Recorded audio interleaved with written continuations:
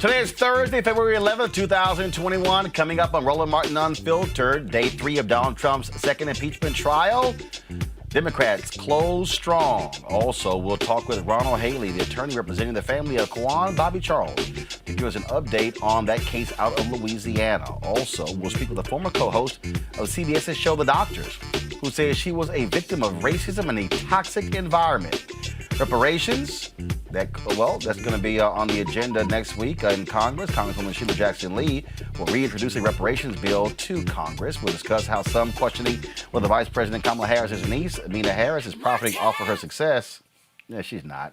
Over in Arizona, 3 black teens were kicked off of a flight for allegedly not wearing masks. However, the teens and witnesses aboard the flight say they were wearing masks and didn't violate any rules. Plus, we'll talk about how activists in Florida are demanding authorities drop charges against a woman who shot a Jacksonville police officer because she thought her home was being invaded. It is time to bring the funk on Roland Martin Unfiltered. Let's go. He's got it. Whatever the biz, he's on it. Whatever it is, he's got the scoop, the fact, the find. And when it breaks, he's right on time and it's rolling. Best believe he's knowing. Putting it down from sports to news to politics. With entertainment just for kicks, he's rolling.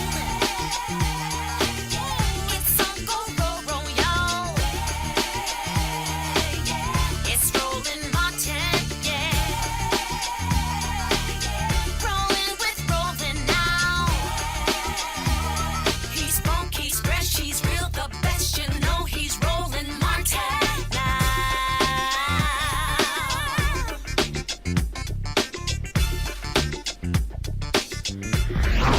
Martin! Democrats have closed their portion of the second impeachment of Donald Trump. That trial taking place in the United States Senate. Again, presenting more damning evidence showing it was clear that he was trying to incite folks to storm the U.S. Capitol on January 6th, leading to significant mayhem and damage. And also, they could have killed members of Congress. This is what they said today. Let us pray. Almighty God, our shelter from the storms. Let's call Trump, yes! Dude, let's tell Trump what's up. Trump would be very upset. And he'd be like, no, just say we love him. We love you, bro. No, he'll be happy. What do you mean? We're fighting for Trump. He did just the opposite. He upheld the righteousness of his violent followers' cause, and he put pressure on the victim of the attack to listen to his supporters. The day after the mob attack in Lansing, Trump told Governor Whitmer to negotiate with the extremists, tweeting that the governor should just, quote, give a little to the violent men who had stormed the Capitol, threatening not only the stability of the Michigan government, but her own life. As you can see, he tweeted, the governor of Michigan should give a little and put out the fire. These are very good people, but they are angry. They want their lives back again safely. See them, talk to them, make a deal.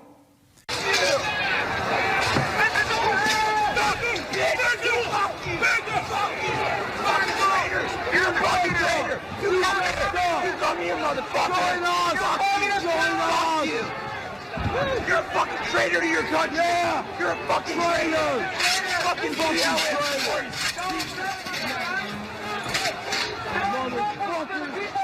You know, you want to say that that was a mob? You want to say that was a violence? No, sir. No, ma'am.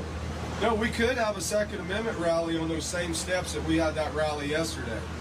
You know, and if we do, then it's going to be a sad day because there's going to be blood running out of that building. But at the end of the day, you mark my word, we will plant our flag on the desk of Nancy Pelosi and Chuck Schumer. He does not say the one sentence that would stop future political violence.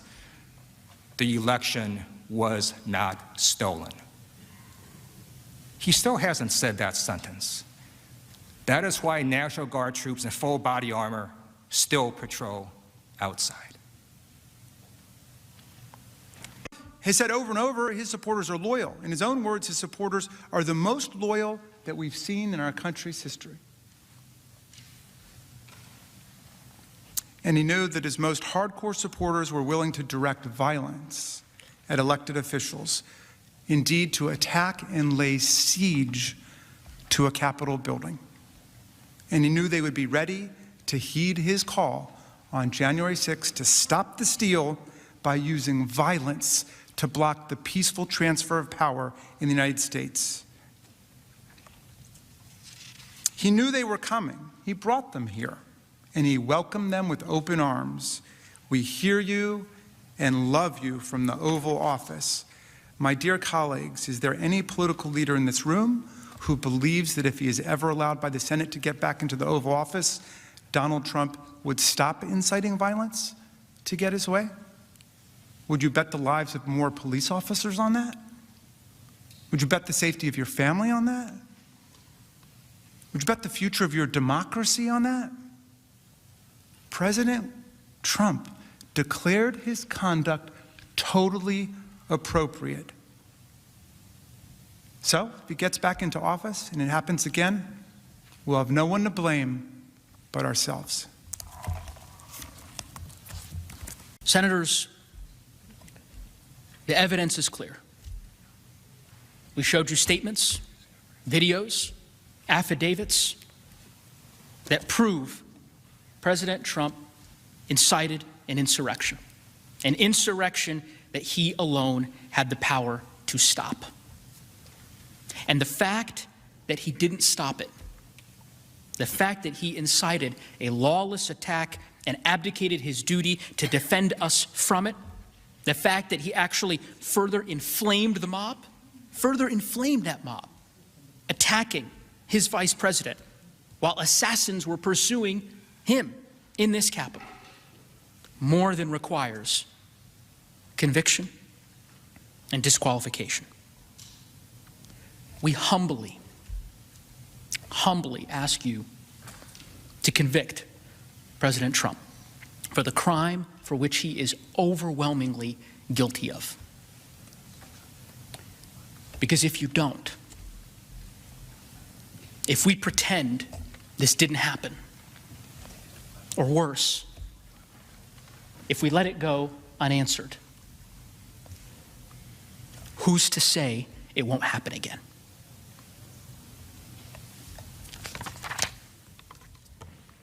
All right, folks, let's talk about this thing with our panel. Joining us right now, of course, is Reese Colbert, Black Women's Views, Dr. Greg Carr, Chair, Department of Afro-American Studies at Howard University, and Erica Savage Wilson, host of Savage Politics Podcast. All right, then, so let's just go right to it.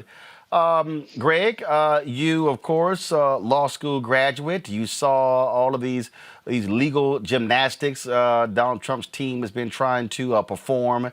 I thought if you compared the two impeachments, this obviously was a lot more focused, a lot tighter, very clear and compelling, the use of video, how they laid the case out.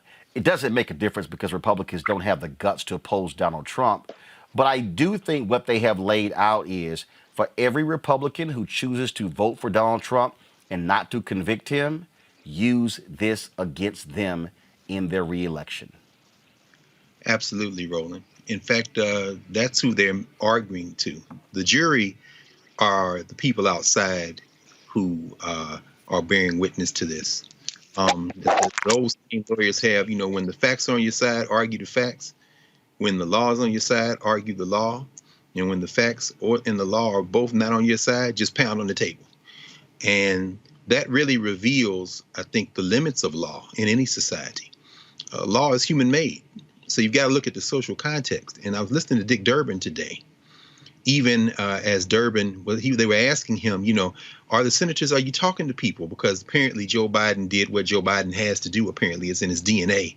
I don't know what Joe Biden was looking at, but he was saying, well, I was watching and I think maybe some of the people are listening and maybe he didn't see Lindsey Graham and Rand Paul get up and walk out of the building walk out of the room according to reporters, or Tom Cotton reading the paper and Chuck Grassley reading the paper and, Rick Scott in and out. But they asked Durbin, is anybody being persuaded? Durbin was like, yeah, no, we're not going to get 17. Mitch McConnell can count. So, Cassidy and him can peel off. But he did say something interesting. He said, a persuasive argument is not going to make a difference. We're not talking to them. They're not talking to us. Nobody's talking to anybody because the folks on the other side of the aisle are weighing their lives and their political careers. Dick Durbin said, not only are we all witnesses, we're deliberating in a crime scene. And we saw what Mike Lee did yesterday. This fool testified. Now, if there were any rules outside the rules of the Senate, you can't be a witness and be a juror. But that's the point. There are no rules. The United States Senate is the trier, which means we're going to see him acquitted. We're going to see him claim exoneration. We're going to see him then do everything he can. And I suspect there will be a lot of other actions, a lot of plan Bs and Cs come up. But we're going to see him try to rally that base. And we're going to see everybody who voted to let him go doing the political calculus of seeing how many of those white nationalist votes they can hold on to while gaslighting the rest of us. So, yeah, the jury is not in the United States Senate. The jury is everybody outside of it. Here, as I look at this, Erica, is all of these state Republican parties. I mean, they are chastising any Republican who dares question Donald Trump. The Louisiana party is going after one of their own who chose to who voted by saying, yes, it is constitutional to move forward. How dare you? Okay, I thought these were the strict constructionist people. I thought these were the people who were all about the Constitution, who were all about the rule of law. They have sold their souls to the devil, and they're exposing who they are. And again, the 17 votes are not there. I dare say, if you live in one of these states, if Ron Johnson does not vote to convict, target his ass in Wisconsin in 2022. If Toomey, I think Toomey will vote to convict, but he's not running in 2022 in Pennsylvania. Right. Portman has already announced that he's not seeking re-election in Arizona. Barr is not going to be seeking re-election in North Carolina. To me, they don't have to actually go along with it. But I say anybody, Rick Scott, he's already saying basically this is a waste of time. Target his butt. Marco Rubio, target his butt. See, to me, Democrats, you lay out the case.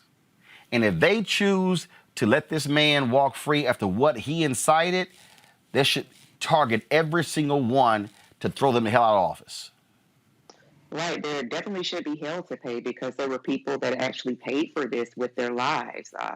The folks, 5 people passed away, and then just hearing the stories, the recounts of those individuals from Metropolitan Police Department, from Capitol Police, that talked about how they were ultimately suffering from PTSD, and I'm paraphrasing it, this was not said directly, but that we've got people that served in senior roles, Black people, the senior roles in the Senate who have left their jobs. This has been traumatic for a multitude of people. And we talked about on this very platform last week how considering that there are people who will be retiring, who won't be seeking re-election, as you just stated, that the Democrats need to have an action plan of running against these people because people put their lives on the line, largely Black and brown folks, to ensure that the White House, Congress was controlled by Democrats, essentially. So there has to be some level of communication back to those very same people who risked life and limb, some people who didn't even make it to see Biden-Harris as the president, did not live to see that there is still slight control of Congress by Democrats.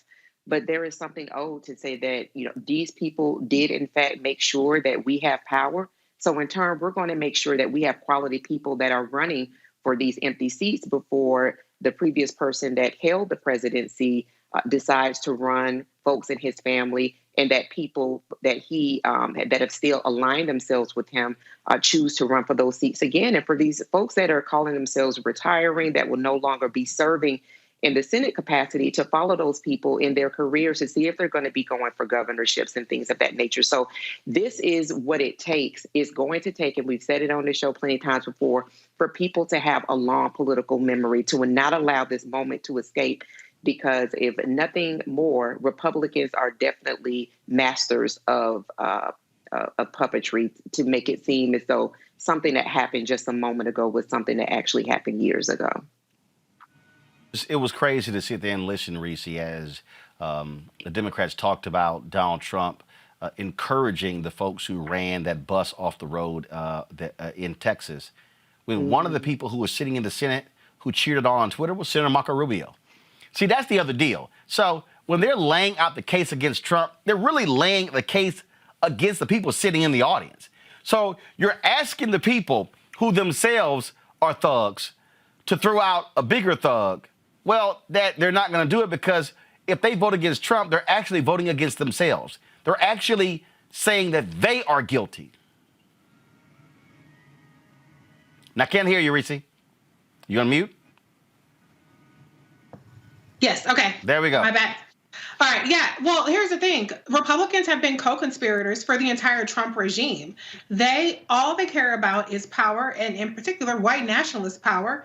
And so even though you would think self-preservation would kick in, because what happens when they vote to acquit is that they embolden their own people, right? Even more so the next time, so that they know that all they have to do is exercise violence in order to break the will of Republicans. That violence that they exercised clearly did not break the will of the Democrats, but it did break the will of the Republicans. You have the people, almost all of the same people, continue to object to the certification of the election, even after we saw the violence that happened at the Capitol. Republicans really don't give a damn about anything unless it affects them specifically. I mean, remember Steve Scalise was shot down, right? He survived. With political violence. It was not violence from the right in that case, but they still didn't do a damn thing about gun violence. They didn't do anything about gun control. Violence does not do anything to get to bend them from their course of making sure that white nationalists stay in power. And so they've made the calculation that power is more important than their own safety, the safety of their families, the safety of their staff. And they've made the calculation that this is a way of life and a political reality that they're willing to deal with for God knows how long, because we've seen that the FBI, the Department of Justice, is not diligently and fiercely going after these conspirators, these perpetrators, the way they would going after a bunch of black people who are selling weed. So, you know, this is not going to change the trajectory for the Republican Party, but they're going to be the ones who are going to pay the most when their base continues to do this kind of violence and shows up against them and bullies them. You're absolutely right. And look, the only way you deal with a bully is you tell them back the hell down. That's look, the person who and only for the purpose of this, that I will give some respect is Congressman Adam Kinzinger. And even Lynn Cheney. Because in the face of all of this, they're like, no, hell no. He did this. He did this, and he's wrong. And Kinzinger said, I'm willing to lose my seat to be right. And see, Greg, that's the real issue. That's when when all of these strict constructions are talking about the framers. I dare say that those white men who believed in slavery, they actually believed that in all cases, people would choose country over party. They probably believed that. But the idea that these folks like literally, damn anything. What they are saying is you can do anything you desire short of literally murdering somebody, and we got to have it on tape, and the camera got to zoom in on your face so we know it's exactly you. Whatever that, you can do whatever you want. When Trump said I could kill somebody on Fifth Avenue and my folks won't have a problem with it, they are proving he's absolutely right. They have no problem with this thug doing it. And then they're saying, oh, it's no big deal because, well, he's no longer president, so we really shouldn't be doing this because he's now left. Nah. Yeah. No, it's true, Roland. I think, you know, brother, it's visceral. At one level, it's visceral. I keep saying this has never been a nation. It's a lot of different people, and it's a settler colony. And it's coming down to the point where it's unsustainable in its current form. But there are some things you can rely on. As As the old song goes, everything must change, but then there's some things you can rely on. Yeah. One thing you can rely on in America is white nationalism. So the Republican Party, the white nationalist party, the party now of white nationalism, is focusing its great energy on voter suppression. This has been their strategy for the last couple of generations now, after they inherited it from the white nationalists who fled the Democratic Party and found a home, a host, the virus of white nationalism in the Republican Party. So as we are focused on the Capitol this week, they are preparing to unleash a flurry of legislation in Georgia and other places to attack the vote. See, so they're playing that game. Now, here's plan B, which really isn't plan B at all. And here's part of their strategy, I think. They will exonerate Trump, which, as we just heard Erica walk us through, and Reese, I couldn't agree with you. Both of y'all, we got to have long memories on this, because they are playing this calculus. If they vote to acquit Trump, they can then be reelected.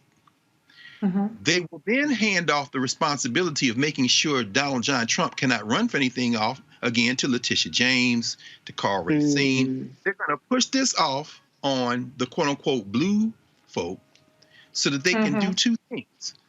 They can say that we're still with you, white nationalism, till the wheels come off. You see, those N-words and those black Bs, they are the ones who persecuted your champion, Donald Trump. And then you combine that with voter suppression. If you can get it close enough to steal in 24, and they can retake both sides and then perhaps triangulate and move to 2026, we've seen this show before.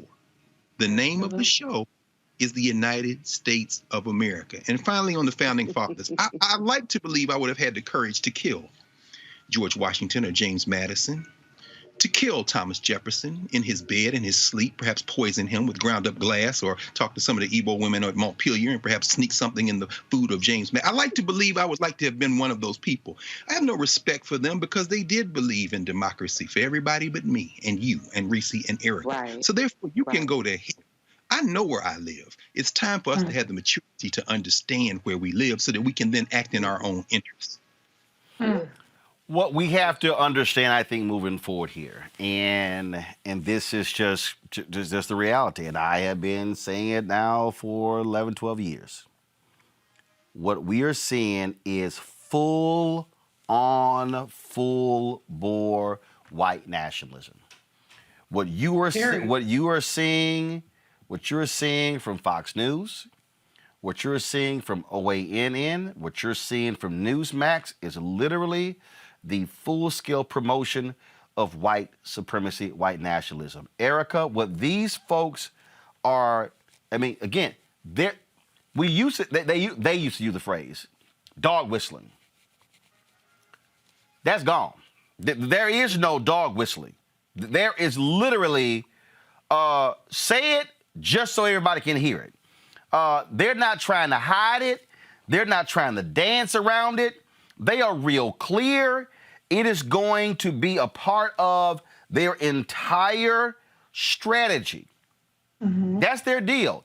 They're saying, white people, we have got to stand next to each other and rally behind Donald Trump because he is the savior of white people.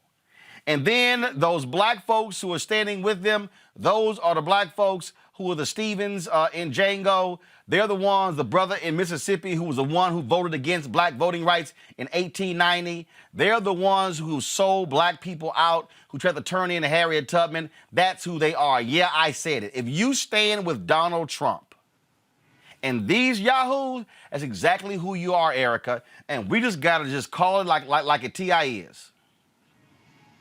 Sure. And what Dr. Carr said, I think that is something that people need to really take and hear and listen to again and again and again, because the decision that has to be made is what's our response going to be? Then what are we going to do? Because as Dr. Carr just said, the state legislatures are already active in ensuring that the anti-democracy efforts continue to go forward. And so be very clear, Jim Crow traveled. Baby, he did not reside and live in the South. He traveled all throughout these United States of America. So this is something that is happening to everyone. And so if we want to have any semblance of democracy as of today's date. There is going to have to be an active push for people to get engaged with their local and state government, because everything that we're seeing at the federal level, the genesis is with your local and state government and those legislatures. And so while they're only in session for about 4 months out of the year, paying attention to all bills that have been introduced within your specific state legislature, understanding what is happening with your city, municipality, those budgets, where resources are being shifted to, are definitely going to be key, because we are now in 2021. 2022 is already upon us. And because folks do not stop campaigning, we cannot stop being just as active as our ancestors were to preservation of our very own life, because people have to make a choice. You're either going to be on the side of a son of a Klansman, or you're going to be on the other side. And if you're going to be on the other side requires a level of fight, a level of consistency in engaging your local and state government, period. And this is what I mean by, again, folks, this open embrace of white nationalism. This is Tucker Carlson last night on Fox News.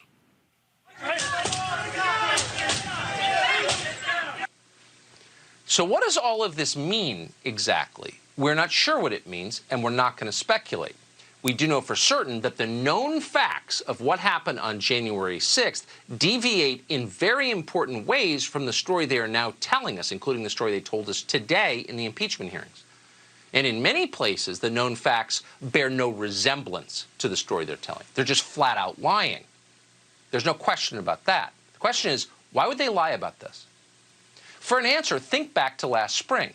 Beginning on Memorial Day, BLM and their sponsors in corporate America completely changed this country. They changed this country more in 5 months than it had changed in the previous 50 years. How'd they do that? They used the sad death of a man called George Floyd to upend our society. Months later, we learned that the story they told us about George Floyd's death was an utter lie. There was no physical evidence that George Floyd was murdered by a cop. The autopsy showed that George Floyd almost certainly died of a drug overdose, fentanyl. But by that point, facts didn't matter. It was too late. Cities had been destroyed, along with the fabric of this country itself. Scores of people had been killed. Democratic partisans used a carefully concocted myth, a lie, to bum rush America into overturning the old order and handing them much more power. It worked flawlessly. So why wouldn't they do it again? So here's the deal, Reese, and I want people, so here's what I'm going to do for everybody who's watching. I'm going to purposely play this again, but I want y'all to listen to key phrases. Overturn the previous order. I want y'all to listen to phrases. And so do this here. Do this here, Henry. Put this in the 2 box. Play it as I watch it. And then we're going to, because I need everybody who's watching, I need y'all to understand that we're about to translate whiteness. We're about, for everybody who's watching right now, we're about to translate whiteness. So listen to this. And so I'm going to talk. I'll wait for him to say it. I might pause it, but just watch this.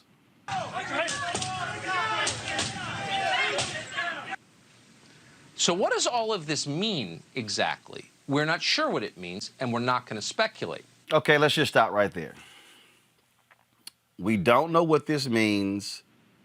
We don't know what this means. We're not going to speculate. But you do know what the video means. It means a bunch of white people went to the Capitol and tried to overturn the results of the election. But you don't want to speculate, which is what your network does every night. Watch this. We do know for certain that the known facts of what happened on January 6th deviate in very important ways from the story they are now telling us, including the story they told us today in the impeachment hearings. What exactly are those known facts that deviate? Really? Okay. That's interesting. And in many places, the known facts bear no resemblance to the story they're telling. They're just flat out lying. So what are they? See, if I'm going to say you're lying, then what I'm going to do is I'm then going to provide you evidence that they're lying. That's not what white nationalist Tucker Carlson does. What he does is says, oh, they're lying.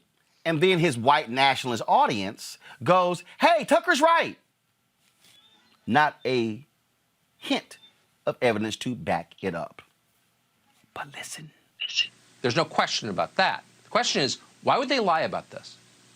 For an answer, think back to last spring. Beginning on Memorial Day, BLM and their sponsors in corporate America. BLM and their sponsors in corporate America. Trust me, corporate America is not trying to sponsor BLM. The response to the protests of George Floyd was when white people protested. Now, I want y'all to see what Tucker just did there. BLM and their corporate sponsors. He's saying to white people, these corporate people giving these black people money. But the uproar was led by white people. Now, I am not diminishing at all the activism of Black Lives Matter. What I'm trying to explain to you is that the reason corporate America responded the way they did after George Floyd, not because black people were protesting and marching, because white people were. Completely changed this country. They changed this country more in 5 months than it had changed in the previous 50 years. Oh, I didn't mean just pause that one right there. Reese, I'll pull you in. What the hell's changed? He literally, oh my God, they changed more in 5 months than what was changed in 50 years. Really? Please, but go ahead. Where? I'm trying to find the change. White people still run this shit. What y'all talking about? Did I miss the part where black people running the country? We don't even have a black woman in the U.S. Senate. The fuck are you talking about? Tucker Carlson? It's still the same. Yes, we have the Biden-Harris administration, but white people are still running shit. So what is you talking about? You making stuff up. Kyle Rittenhouse is on the loose. You had a judge today who refused to increase his bail, refused to require his address be reported to the district attorney, prosecuting him for killing 2 white people. What has changed? Right. Even the Democratic Party, let me say this one thing. They have a front runner for the U.S. Senate that hunted down a black man in his truck with a shotgun who was unarmed because he thought he heard some fire shots. Ain't shit changed in this country. Not yet. We looking for the change. We voted for the change. But ain't shit changed yet, Tucker Carlson. Especially not for your white ass. Now, watch this. How'd they do that? They used the sad death of a man called George Floyd to upend our society. Months later, we learned that the story they told us about George Floyd's death was an utter lie. There was no physical evidence that George Floyd was murdered by a cop. The autopsy showed that George Floyd almost certainly died of a drug overdose, fentanyl. But by that point, facts didn't matter. Greg, didn't I just read today that Attorney General Bill Barr turned down a plea deal that Derek Chauvin, the cop who killed George Floyd, who kneed on his neck, agreed to because according to the story, Barr felt it was too lenient. So, if there was no evidence, why would the white cop plead guilty? Well, he's trying to take out the possibility that he'll be convicted. I don't expect that Derek Chauvin will be convicted. I would be surprised, mildly surprised, if he is convicted. But in terms of Tucker Carlson saying, and you're doing a beautiful job, man, as you say, you have the fact that you have to do it at all speaks to our lack of maturity in some ways, unfortunately. But there was a libel suit mounted against Fox and Tucker Carlson specifically last year, and it was dismissed by one of the district court judges in Southern District of New York, Mary Kay Viscaso, who was put on the bench by Donald Trump. Those of you keep arguing that elections don't matter. But do you know what she said? She agreed with Fox's defense lawyers, the lawyers for Tucker Carlson. They said that she said the general tenor of his show should inform a viewer that Carlson is, quote, not stating actual facts about topics he discusses, and instead is engaged in exaggeration and non-literal commentary. In other words, the Trump-appointed federal judge told the people suing Tucker Carlson, his defense is, you can't believe shit I say. Right. Right. So right. you understand. Right. That was their legal argument. That was literally their legal argument. Okay, now, again, I'm going to walk people through this here because I need y'all to understand. With the fabric of this country itself, scores of people had been killed. Democratic partisans used a carefully concocted myth, a lie, to bum rush America into overturning the old order and handing them much more power. It worked flawlessly. So why wouldn't they do it again? Okay, all right. So, see, the reason I'm playing that, because what we're doing there, Erica, is walking people through the white playbook. Mm-hmm. See, the white nationalist playbook, y'all, we can lose it. I'm done with the video. The reason the white nationalist playbook, y'all, the white nationalist playbook is that black man, he died because he was a drug addict. He had the drugs in his system. And y'all, ooh, watch it. The world order, they have changed the country, the fabric of who we are and what we've been, and it's all changing. It's all. See, y'all gotta understand that they're taking our country. Everything up to this point that we have run, we have controlled, we have dominated, they are taking what is ours. I keep telling people this scene from oh my God, the Matt Damon film, The Good Shepherd, is critically important because it explains, y'all, I keep telling y'all this scene in 34 seconds is all you need to understand Tucker Carlson, Sean Hannity, Laura Ingraham, and the entire focus of Fox News. If y'all want to understand what we're dealing with, when we talk about white supremacy, when we talk about white nationalism, when we talk about the Washington Post running this story saying, oh, most of the people who are rioting on January 6th, they had economic troubles. Well, shit, I can show you that at any damn rally involving black people and Latino people and a bunch of white folks because folks have economic problems. But here's the other deal. If you one of those folks that you had bad loans from businesses or whatever, trust me, you're in a better economic condition than most people. But if y'all want to understand what we're up against, I need everybody to watch this. This 34 seconds right here, Erica, explains the United States of America and the view of white America. I didn't say all, but the overarching view of white America. Let me ask you something. We Italians, we got our families and we got the church. The Irish, they have the homeland. The Jews, their tradition. Even the niggers, they got their music.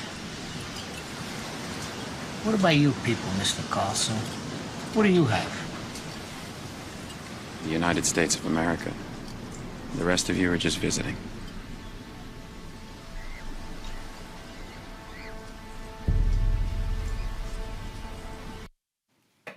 Do you see the look of Joe Pesci right there? Even he was like, damn. That, y'all, right there explains Fox News. Erica, go ahead. Yep.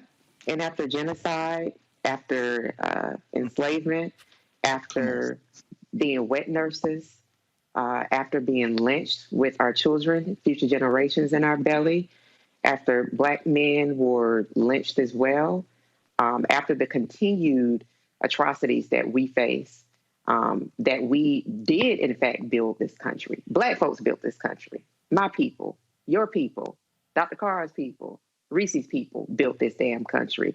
We are still very much treated as the footstool. And so, you know, honestly, you know, this is really a real place of, again, decision making. There's nothing about the old order, to use Tucker Carlson's language, that is going to change. That economy of language that's used to talk to those folks who are very much so, they're one with their whiteness.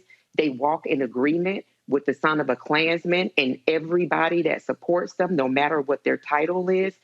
The decision that has to be made, again, is what are we going to do in response to this? This is what we have faced for hundreds and hundreds of years. Clearly, there's nothing that's going to change on the other side.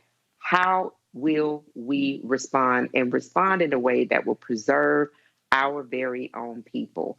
And I think that that is really the resounding message. We saw it with the 1619 Project. If you have people that would opt out of Black History Month, so to speak, if you have people that are serving in a Congress that would go as far to propose legislation that would defund schools, public schools, teaching history, the damn history of this failed project, as Dr. Carr says, of this failed state, how much more do you think that they would do around your life? So this is really just a time for people really to make a decision, because it's not going to change. Well, the thing here is, in final comment here, Greg, before I go to a break and we talk to Dr. Rachel next, is that what we have to understand is things are changing, but that's what they're most afraid of. See, they're like, ooh, how long can we hold on to this? See, that scene from The Good Shepherd, that was from the beginning of the CIA. That was when whiteness in America in the 20th century was at its apex. That's when whiteness in America, coming after World War II, then began to spread colonialism all across the country. That's when we, across the world, that's when we took over Iranian oil and overthrew Mossadegh. And which led, of course, that's why the reason the Middle East is what it is today is because of that action. When the British did not want to do it, America said, "Yo, we got it, we good, we'll do it for y'all." See, Anglo-Iranian oil, y'all, today is called BP, British Petroleum. That's right. It's the same thing. They were taking 93% of all the profits from the Iranian oil, only giving them 7%. So I just need our people to understand. So that scene there, that was in the 40s and the 50s there.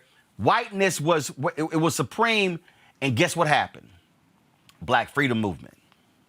That's right. Let me say it again. I need to walk people through. I need to teach y'all this, because too many of us were falling asleep in class.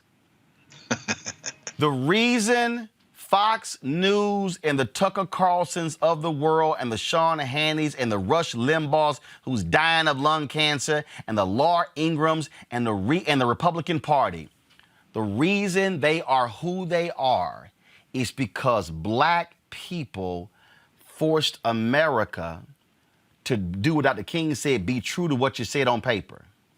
What they didn't realize is the same people who kept Black people from reading didn't realize that we also read their Constitution, Greg. And when we read their Constitution, we used their Constitution against them and threw their own words back in their face, and they were like, dang, these Negroes done started reading. And then that was a reason why they did not want us to read. And so this country has been in rebellion since 1968, after the death of King, because They were like, damn it, y'all had the audacity to actually think you were equal like us. And we said, that's what you said on paper. Be true to what you said on paper. And that's what the Mercers are rebelling. And that's why they funded Breitbart. And that's why they funded Parler. That's why they're funding these people here, because they said, damn. And that's why that's why they want to control the Supreme Court, because they are angry that the federal courts was a place that black people went for redress, and we got it, not everything, but we got it, and they were like, nah, we got to stop this. That is America. Greg, close us out before we go to break. Oh, yeah, very quickly, Roland, I agree with you. You know, it's hard for us, and this is probably the greatest mass ignorance in this country, is that we are trained from the beginning of formal schooling to think about this country in isolation. The narrative you just led us through is impossible to understand without understanding the rest of the world. The United States has not been a world power. The 20th century, they call it the American century, but it was really only about half of the American century. Yep. The United States became a global power after the Civil War. And as the old Europe began to go and turn its eyes away from its former colonies into Africa, into Asia, and then that moment didn't last but about half a century. In the 1920s, when you see the Garvey movement and you see black internationalism, the fear they have of Russia, which really is the fear of black people and others engaged in global solidarity, that's when you see domestic progress made, because what they're trying to do is use this country as a safety valve and keep it together, because the folks who are really benefiting in America, finance capital, the people who have the money and the resources, they have never used the flag as anything other than a holding place, a parking lot for their international capital. So you have to release some pressure. So you let these non-whites that you call non-whites, the Irish and Italians and others, you let them into whiteness. That's why Pesci and them, the Italians, yeah, but y'all became white, because the domestic exchange was, you don't link up with the rest of these people, and certainly don't look beyond these borders, and we'll give you a trade-off for it. Fast forward to after World War II. That is when the United States really became a global power, between World War I and World War II, as the old Europe collapsed, and then they win the nuclear race with Germany, this kind of thing. The CIA comes into existence in the late 40s. Part of their job is to suppress the global freedom movement, liberation struggle in the Caribbean, Latin America, Africa. And while they're doing that, Martin Luther King and Coretta Scott King go to Ghana in 1956, Kwame Nkrumah's inauguration. That scares the shit out of the Eisenhower administration. So when you see the Little Rock Nine, when you see, you know, Brown versus Board, those things are domestic attempts to court the black elites so that they don't continue to look outward. And then you see Roy Wilkins and them jump on Paul Robeson and Du Bois and them say, yeah, you Negroes is out there with the Russians. No, fool, you being used. Finance capital needs the United States as its holding spot. Meanwhile, they want you to focus exclusively domestically. Fast forward to the 1960s. The thing is about to come apart. Because that black freedom movement that you mentioned, Ella Baker and them and these young people in SNCC, they're talking to the Africans, they're in the Caribbean, and this thing is scaring the shit out of these people. So you see some progress, the Civil Rights Act, the Voting Rights Act, the Fair Housing Act, Lyndon Johnson trying to address this thing perhaps, and that's why Tucker Carlson says 50 years. Yep. Because to domestic white, the only thing they have is their whiteness. They have no international links. They risked it all to come here, and this is the ground on which they will stand and die. They think the last 50 years has been hell as they fought a rearguard action. But let's end with this. Where we are today, baby, it's all coming apart, baby. You ain't having no babies nowhere.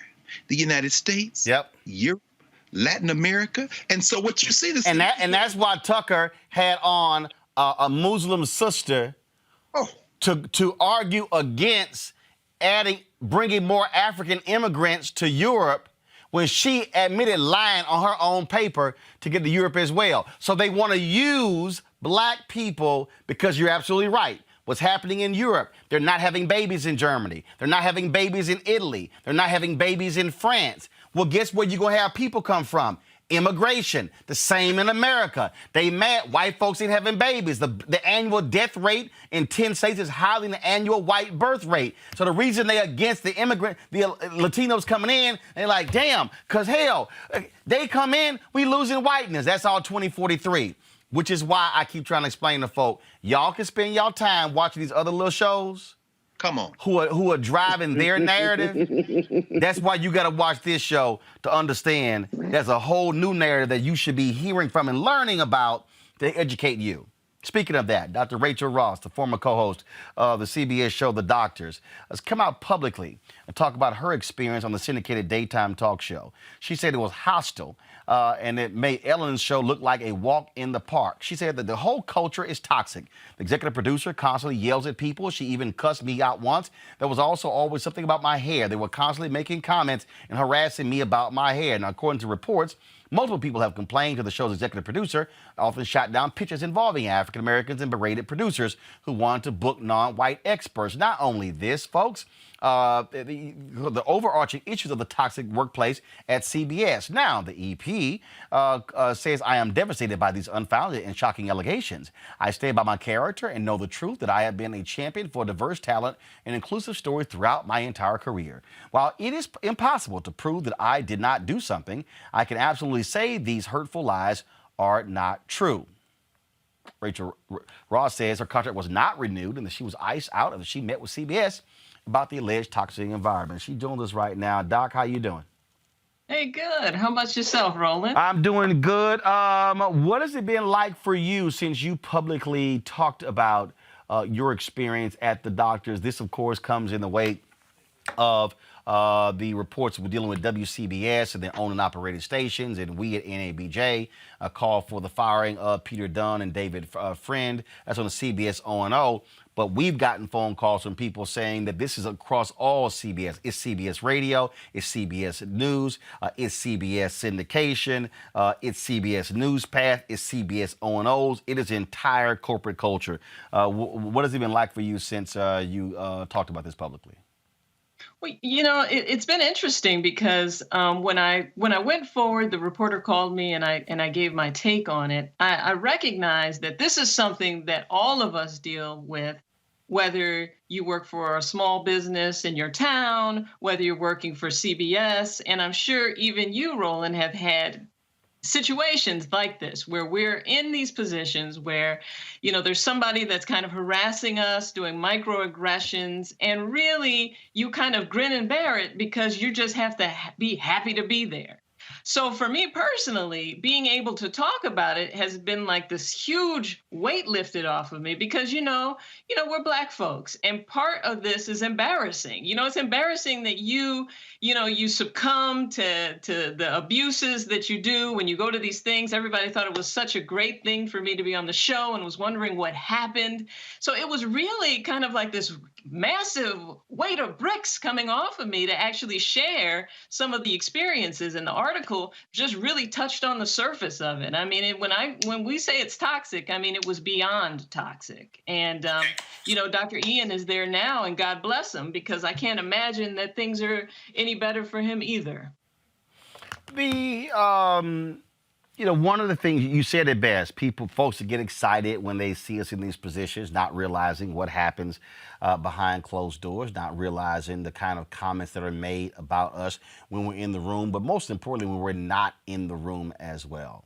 And one of the things that we have said to George Cheeks, who is the brother who's over now all of CBS, you've got to examine your entire culture. And if it's here and here, and then you hear it's here, then you hear it's here, this is not isolated. No, and if you think about how many lives are ruined and how many careers are offset and how much stress is created and how much chronic disease that results from just the stress that these toxic situations sit with us, it's just absolutely not fair. And so I'm glad that organizations exist that really fight for us and put the things out there, because for me, it's like, I don't want the next generation to have to go through that. I don't want, like, if my daughters decide they want to be on television, for them to have to sit and worry and get that feeling when you're walking onto the set, like, what are they going to mess with me about today? What's going to be the thing? Am I going to be selling shoes today, or am I going to actually be able to talk about being a doctor? So I know you've had some of your own media experiences, and I would venture to say if you got all of us, all the Black people who are actually going to be honest and tell the truth instead of acting like everything's great so that we can get the next job, that if you put us all in a room, that each and every one of us could go through and highlight at least 10 things that have happened that have been ridiculously racist and that we've sat through and acted like it didn't even happen. So I love to have the opportunity to share on a platform like yourself. I'm very selective about who I'm doing any interviews with because, you know, in this environment, you never know which direction they're coming from for you. So I appreciate the opportunity. The thing that also is sort of it sort of pisses me off. This person, Dominique Johnson, puts on YouTube, get your own show. Stop trying to be up these white folks' ass. First of all, Dominique, do you work at a Black-owned company? Where you work? See, I love the people who always are quick to say, get your own, which is also why I ask, see, here's a perfect example. See, this is why sometimes you should be real careful when you say something. So this person, Dominique Johnson, says, get your own show. So then I asked Dominic, well, are you a supporter of the Roland Martin Unfiltered Fan Club? He goes, no. Well, Dominic, you part of the damn problem. See, it's real easy to say, get your own show, but if folk like you don't fund us, well, who the hell you think gonna fund us? See, you just don't get your own show for the hell of it. Like, this stuff costs money.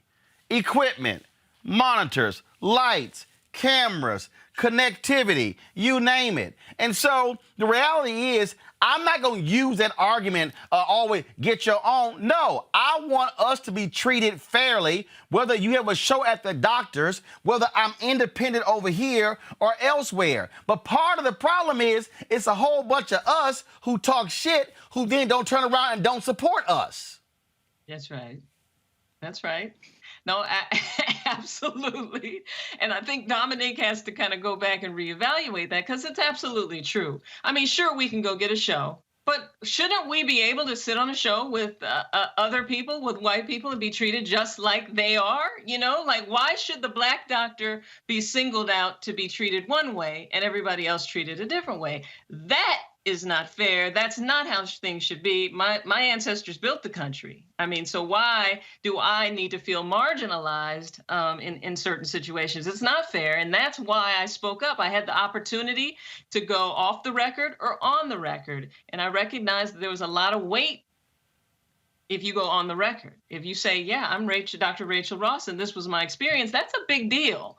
And it was easy for me, because I recognize that by doing that, perhaps we're putting a little pressure on people like CBS to stop the madness and to just treat people with the respect that they should be treated with, and fairly, because I did complain. I mean, I complained when I was in the position. I was like, well, look, I've never been treated like this. I don't even know what to do there. I went to a HBCU for medical school. I practiced medicine in Gary, Indiana. I am in my own little isolated bubble, and then I get here and I'm treated like a second-class citizen. Something about this isn't right. So if I go to CBS and tell them all of the things that I'm experiencing, as well as some of the producers who their stories are 10 times worse than mine are undergoing, and they do nothing about it, that is a problem. So I'm glad that we're holding them to the fire. They've put an African-American over CBS now, to try to iron some of these kinks out. But I think that they have a problem that runs way deeper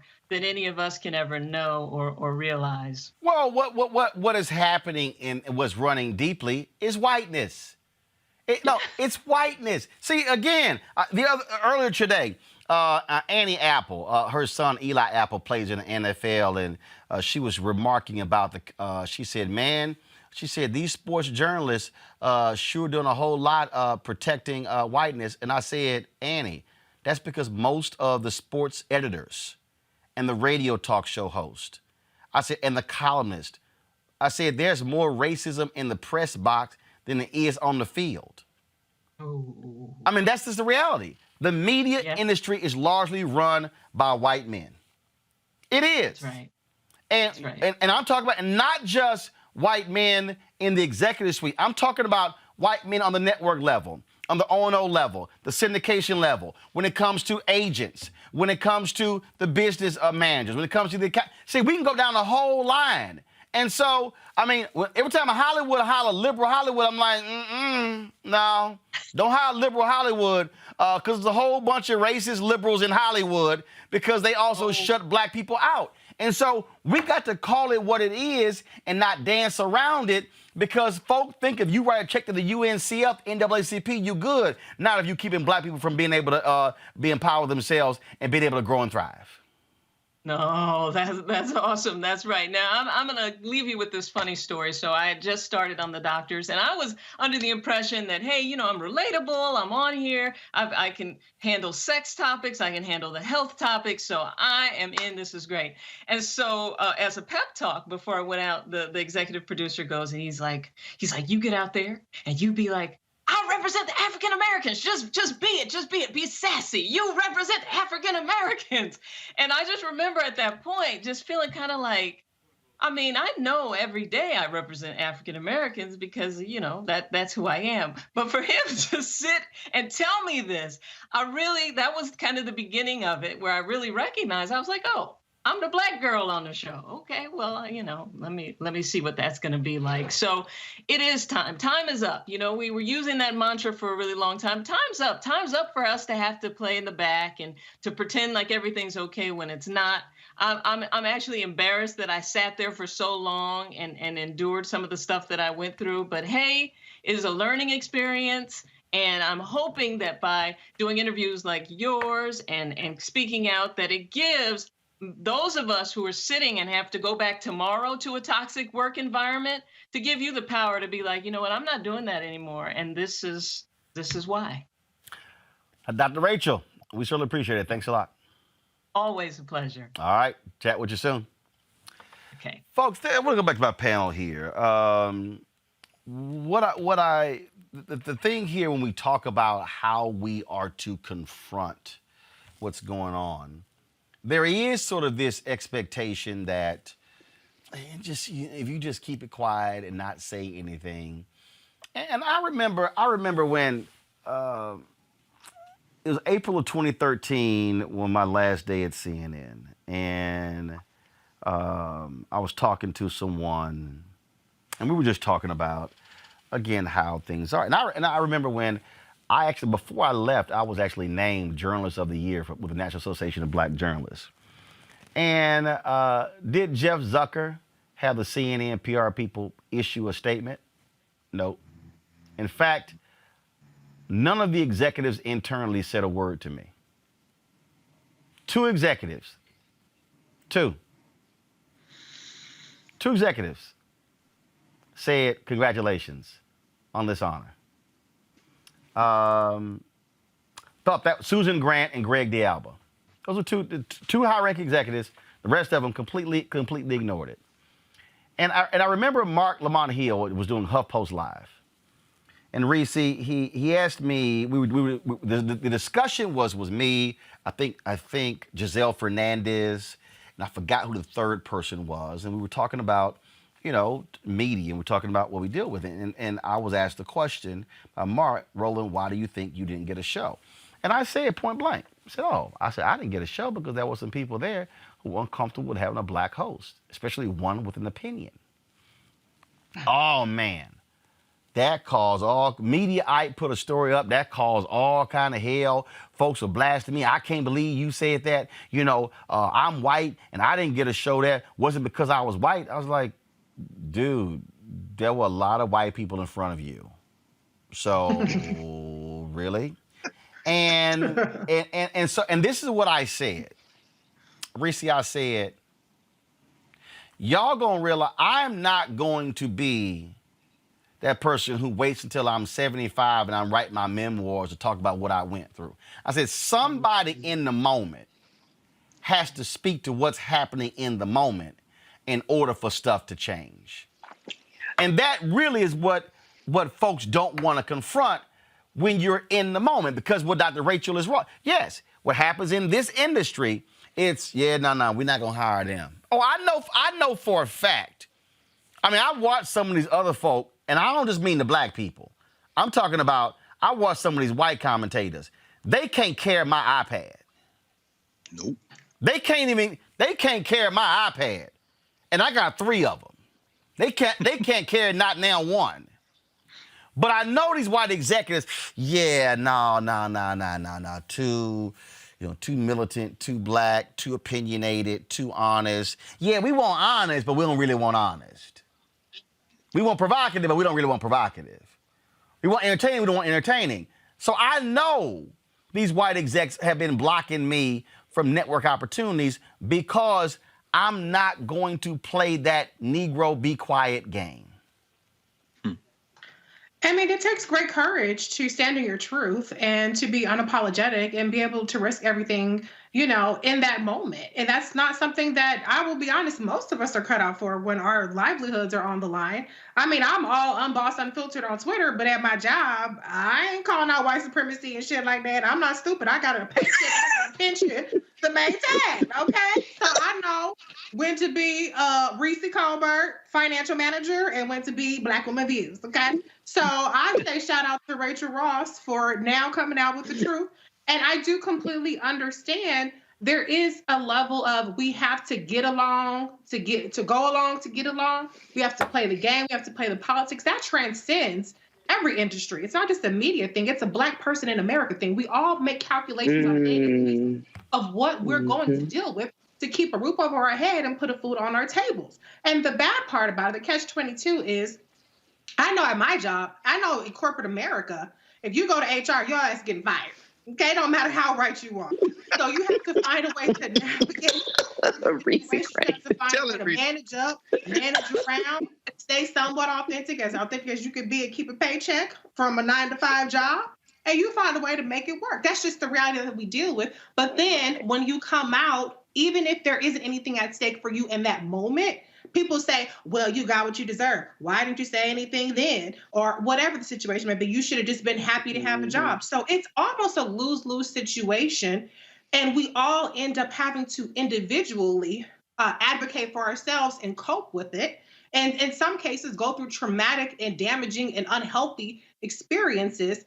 But what we could do as a collective is do a better job when the people who do put themselves on the line do speak out, where we wrap our arms around them and we say, what you did was effed up. We're going to hold you accountable as a collective. What you are doing, what the NABJ is doing with CBS, what you've done time and time again with different networks and holding them accountable, that's how we make change, because we are stronger together and we can actually move the envelope forward if we do a little bit less shaming of the people and what they went through. And I'm not saying that's what you're doing, Roland. I'm just saying, right, if we do a little bit, that's what the person was doing that you were calling out. Well, just go make your own stuff. Yeah, okay. Who do you work for? Who signed your paychecks? And what Black stuff do you support? We do a little bit less shaming. We do a little bit of collective advocating for ourselves and saying this is unequivocally unacceptable. But too often, we're not even willing to do that.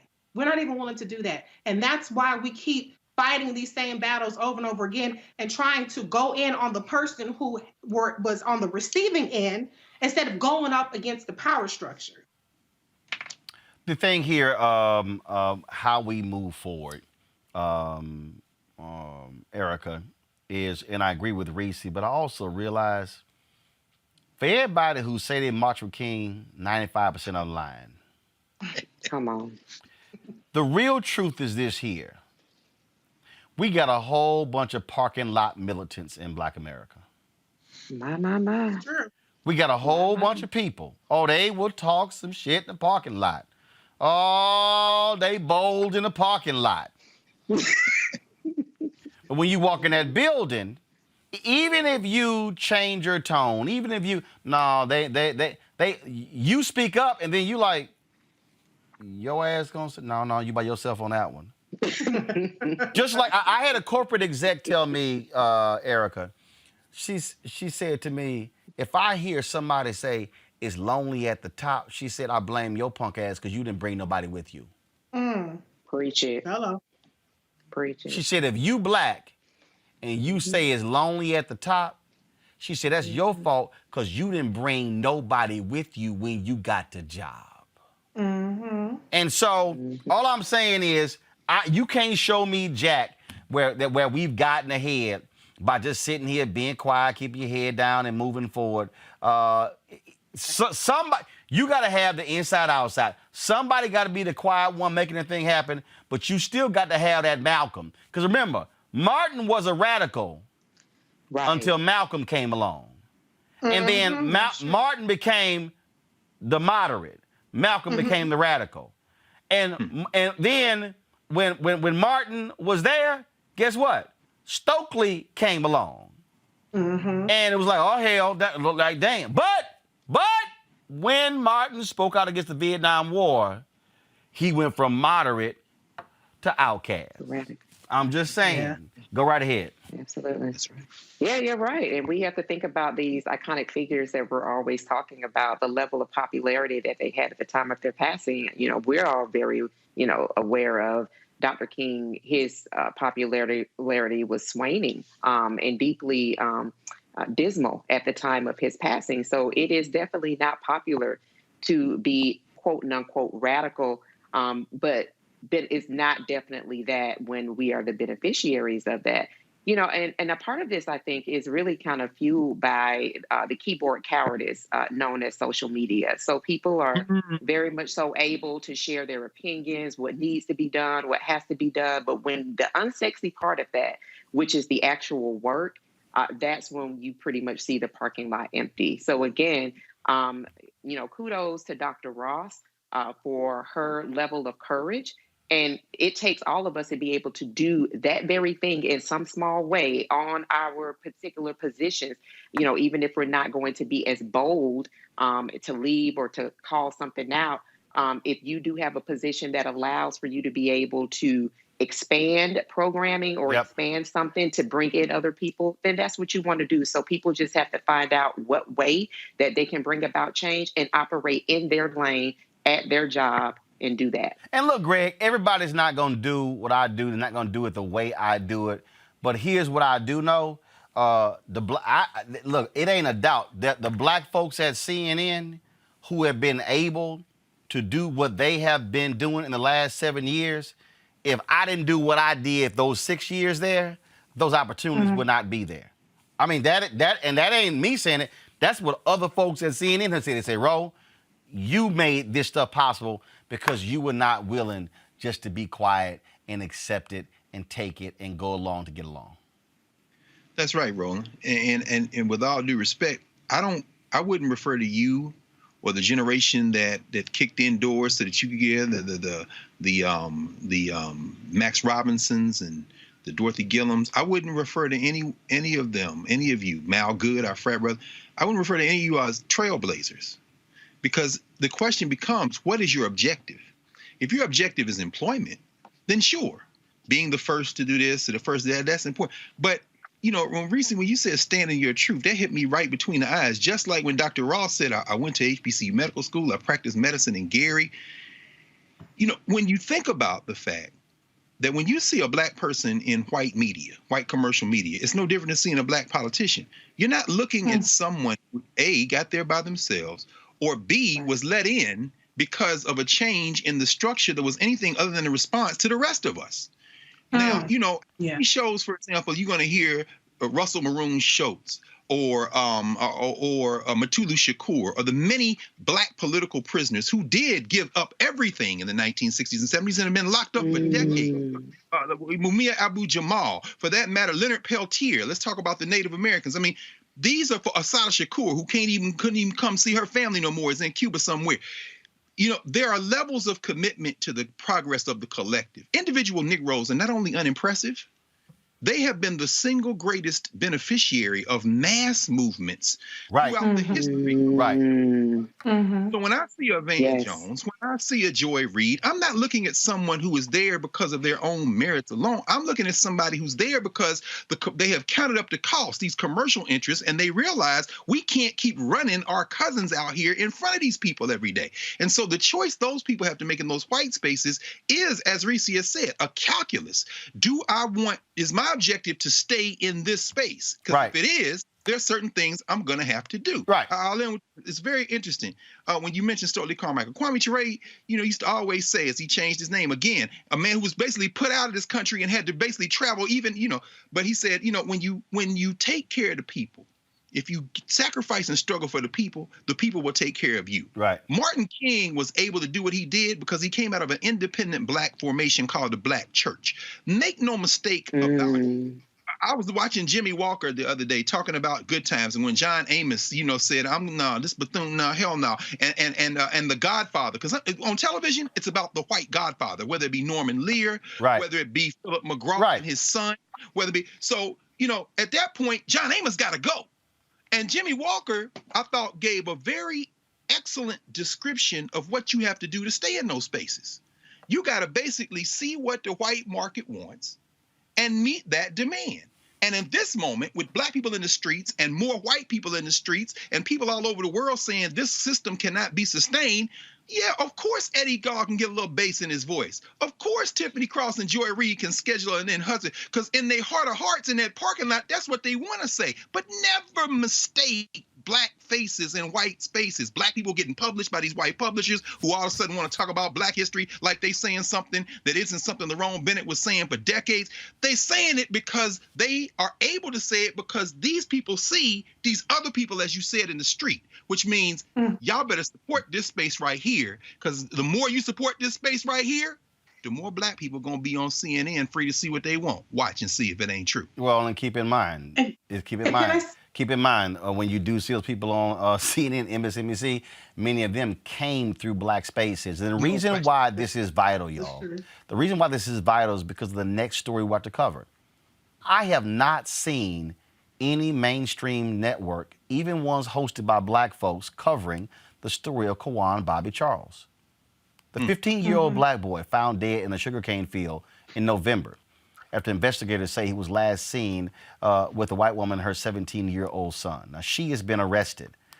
But the question is, what's going on? She wasn't arrested for his murder. What exactly is happening? Ronald Haley is the family attorney for Quawan Charles' family. He joins us right now. Ronald, again, it is stunning to me that when you hear this story, national media has not focused on this. Is your phone ringing? People at CNN and MSNBC and Fox News and ABC and NBC and CBS calling you to figure out how did this 15-year-old boy all of a sudden come up murdered? And we obviously cover news. So let me warn everybody right now. I did this last night. I'm giving you a 60-second warning before we actually show the photo. This precocious young man, to see him, to see that look, that photo, and then to see how he was found. Badly beaten, teeth ticked in, face just scarred. I mean, who's shining a light on what's going on down there in Iberia Parish? Listen, myself and activists on the ground are beating the pavement for truth and transparency in this case. As it relates to Janet Irvin, it is a step in the right direction. Right. As I told some folks the other day, justice is never too late. However, in the case of Janet Irvin, we felt that the charge of failing to report a missing child could have been brought against her days after Quawan's death. And we felt that that was the first domino to drop, that maybe folks that have additional information in regards to his death and cover-up, because we believe that there is a cover-up in regards to his death, would come forward and tell the truth. If not for guilt, maybe self-preservation. What's also bothersome here is the initial reaction of the cops. Absolutely. For them to say, oh, he's probably at a football game. How do you know that? Like, should you just make that assumption? And again, this is what we talk about when whiteness in America. If a 15-year-old white girl had come up missing, no way in hell they would have blown that off. No, listen, what's absolutely frustrating, Roland, is this. We know that after they started taking it somewhat seriously, they pinged a cell phone. They ping his cell phone, less than 12 hours later, he's found. What's sad about that is, based on our own independent investigation, we were able to prove that Quawan Charles was alive at least the next day. Are you saying that, wait a minute, hold on, go back. So you're saying that had they actually shown any interest and pinged this phone in the first few hours, he's in trouble and not dead.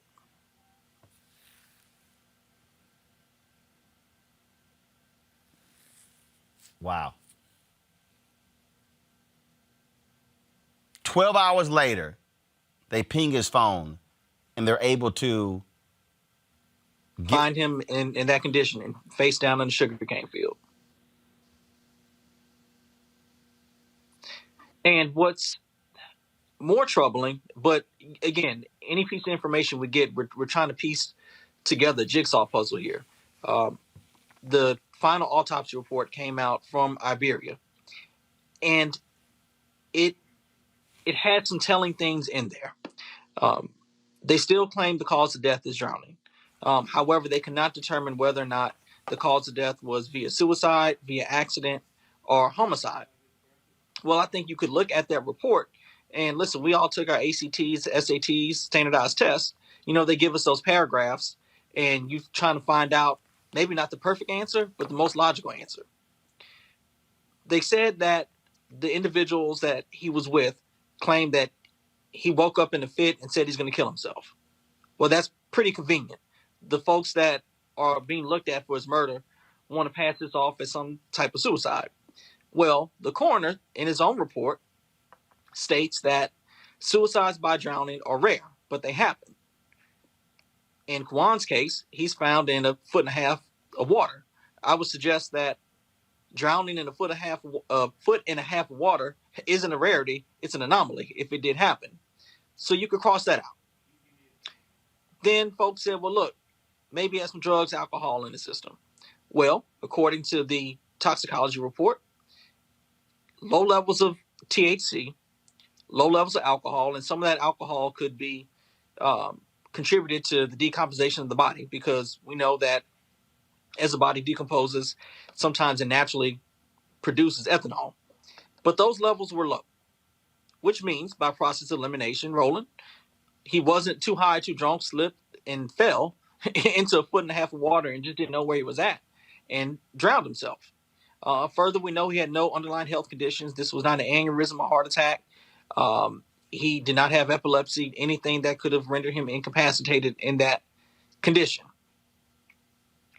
So what does that leave us? It leaves us to homicide. If a 15-year-old child ran away from your house and saying, you know what, I'm going to kill myself, I'm going crazy, and you don't call his mama, you don't call his daddy, you don't even call the police until a day and a half later on your lunch break. Again, if we're taking our ACT, SAT, LEAP score, or any type of test that has multiple choice, what choice are you going to choose? So hold up. So this Irvin and her son, was there a relationship between Bobby and them? Did he know them? He did. He did. No. Yes. Were they classmates? Were they friends? They're friends from school. Okay, they're friends from school. But the mother had no idea they were coming by. No, the mother picked them up. No, I'm sorry. I'm sorry. So when Bobby was at home, was anyone else home? No. His dad may have been home. There's some timing issues of when his dad got home versus didn't. But she, being the adult, picked him up without his father's permission from his father's house and took him to their residence. She picks him up. She doesn't communicate at all with the mother or the father. They had no idea she was picking them up. Absolutely no idea. They had no idea she was taking them to the house. Nope.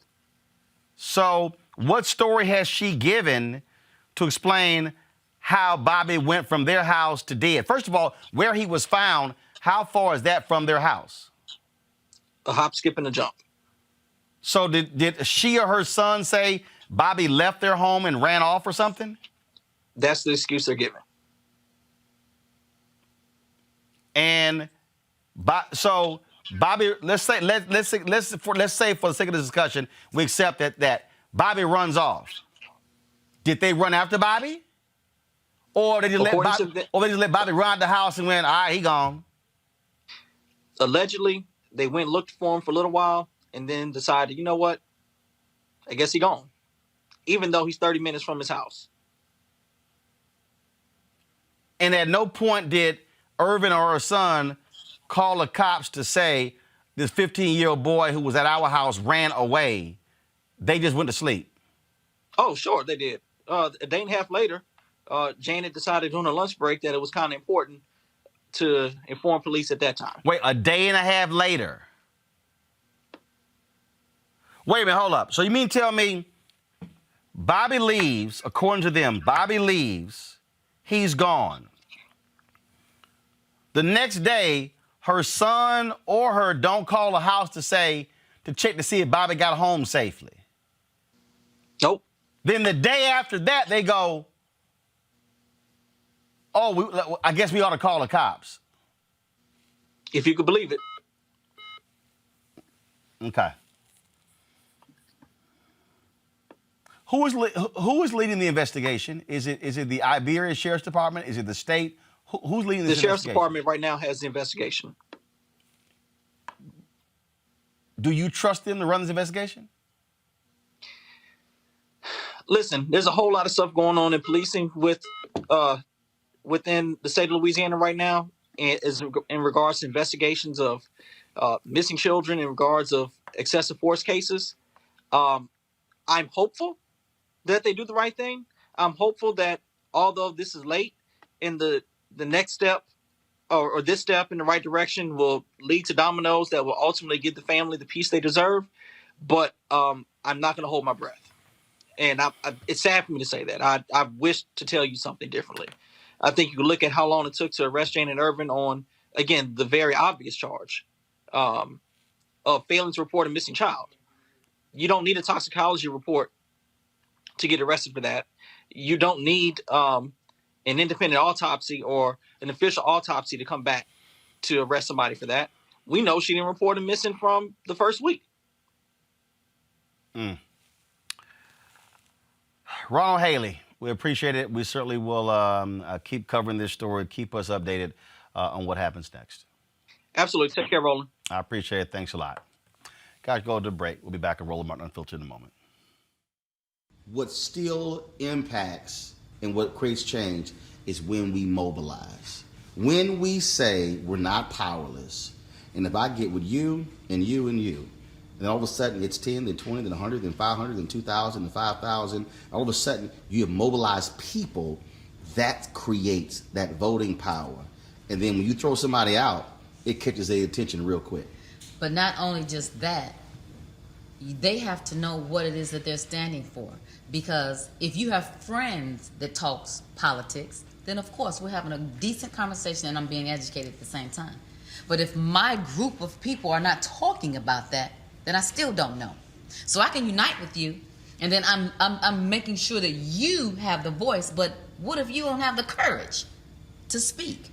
So you're still getting a group of people together that don't know how to do nothing. Hi, I'm Teresa Griffin. Hi, my name is LaToya Luckett, and you're watching Roland Martin Unfiltered.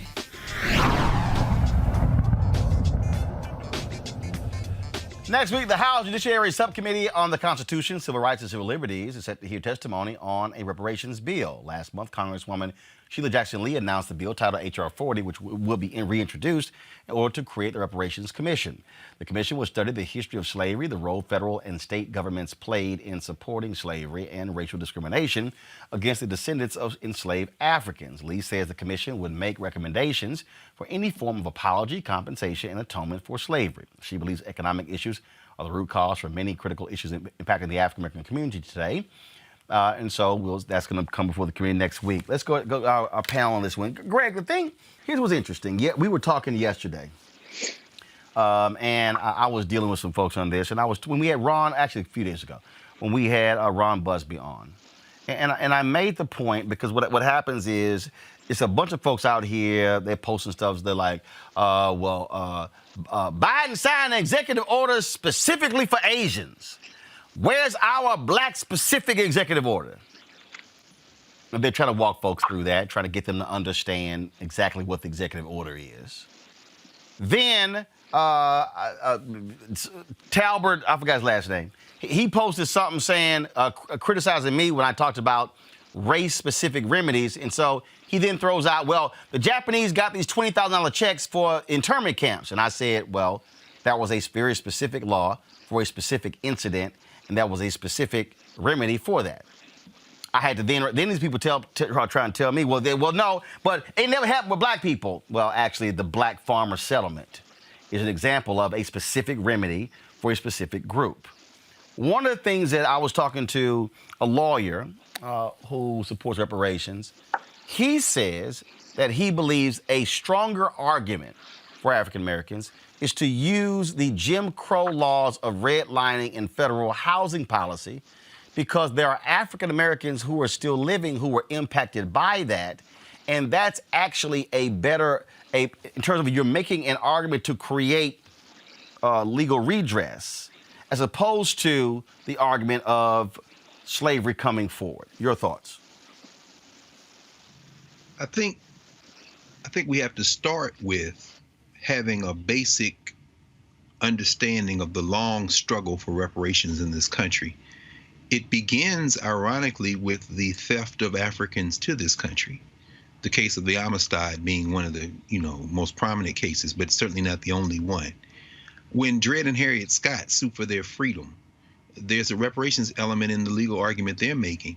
And during the Civil War in Davis Bend, Mississippi, in the Sea Islands of South Carolina, which is where we get the concept of 40 acres and a mule, Field Orders 15 in both of those states, there was the attempt by some of the military to take the land that was confiscated from the traders to the federal government and give it to the formerly enslaved as a form of reparations, and thereby create an invested class of new citizens in the South.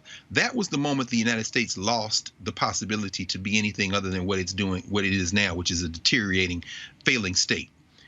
The concept of reparations and legal arguments for it go back right after the Civil War to Callie House and the ex-slave mutual pension relief fund, where you had those who said, I was enslaved and I need reparations.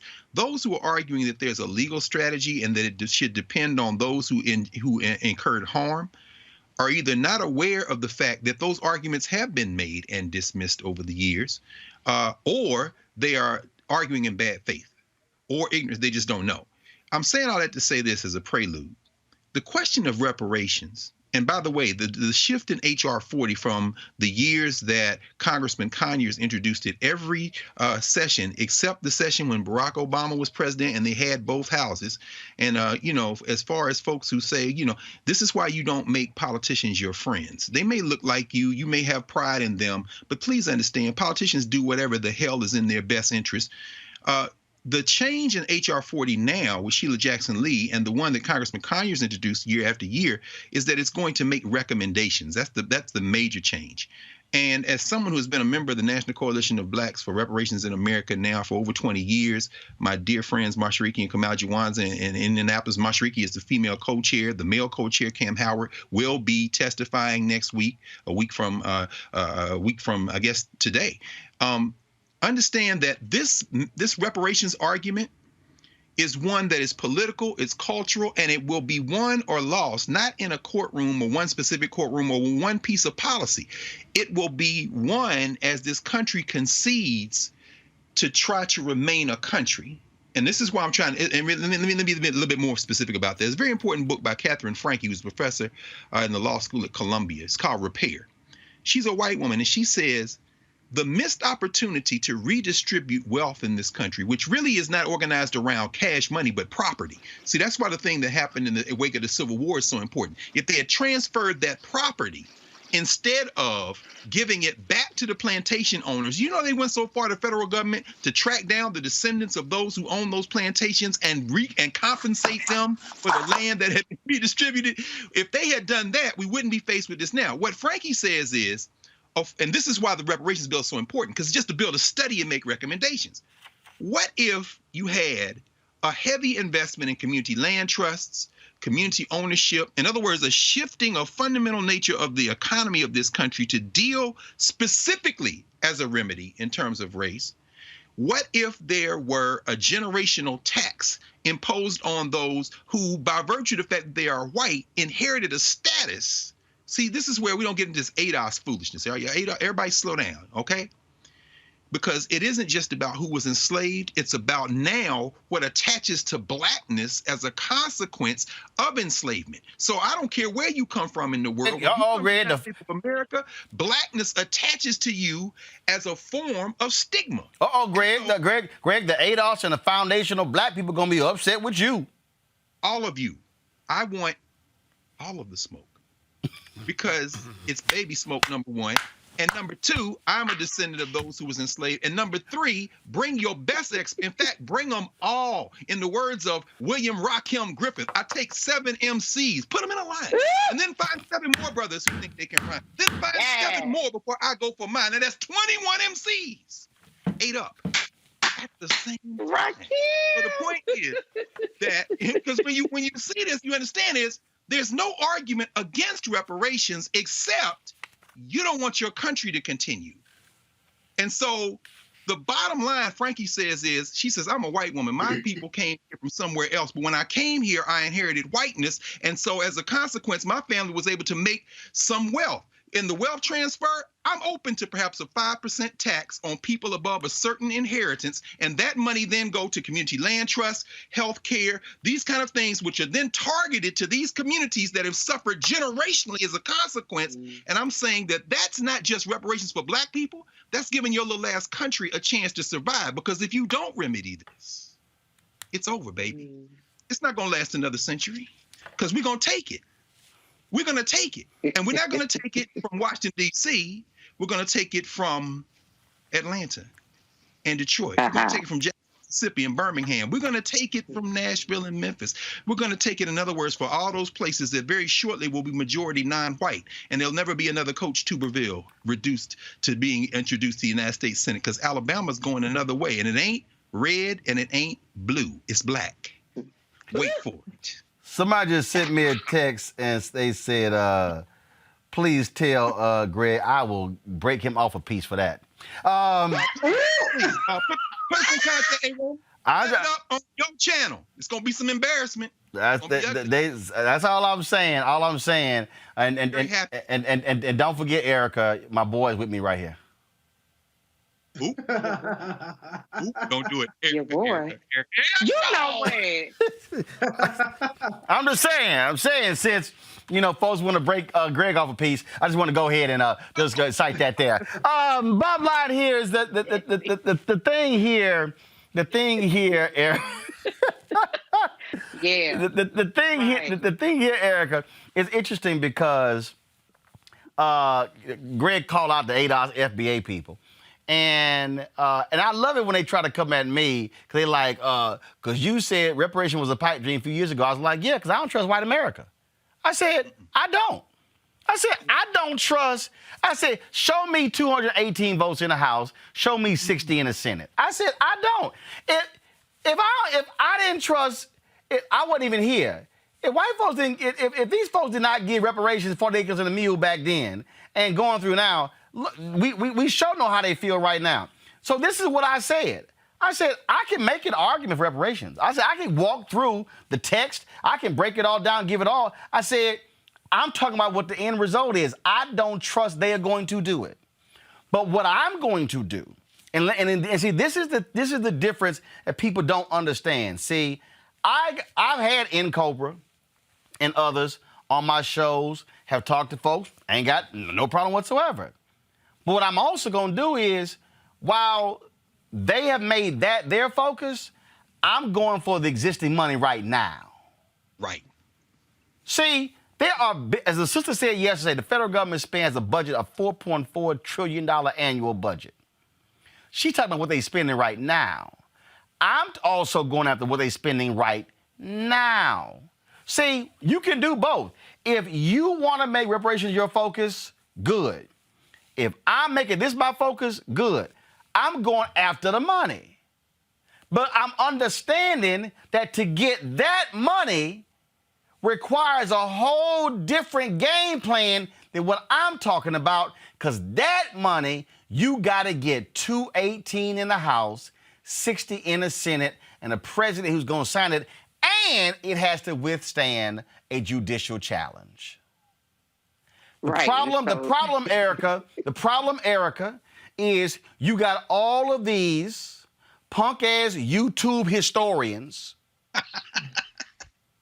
with no credentials feeding people simpleton information and not walking them through the nuance and the reality and the facts on this issue. Right, because who is Nuance? Where does she live? What school does she go to? When you're talking about this is a whole platform that's dedicated to educating, and that the host himself is very much so versed because this is his vocation. You know, Dr. Carr just walked us through it. And so an amen to that. And then the other piece that I would also challenge is that, you know, going back to the keyboard coward stuff, I'm going to put my trust, I'm going to put a level of, you have my ear, I am listening to you, to a Dr. Greg Carr, who is not only a scholar and one of our luminaries of this time, but it is actually committed to reparations by representation of being a part of this commission for well over 20 years. So that's where I'm going to put my stock and grade in. As it relates to this country, you know, we've not even had the courage to have the truth commissions that we have seen other nations do, namely Rwanda and other countries in Germany. So when we think about what it will take to actually make this a lie, we have to also say, then what has America been willing to do as it concerns their own soil, their domestic soil, as it relates to the genocide of Native Americans and the torture, killing, and enslavement of Black people. So for people that are really looking to actually be connected, studied in this, go to people who actually have scholarship and have actually researched and have studied in it. I'm going to be more apt to listen to a Dr. Greg Carr than, you know, the advent of Twitter and everybody who's an expert on reparations. See, the reason, and I love the people who ask like some dude, he goes, see, this why I don't support this show, but your ass watching. Come through.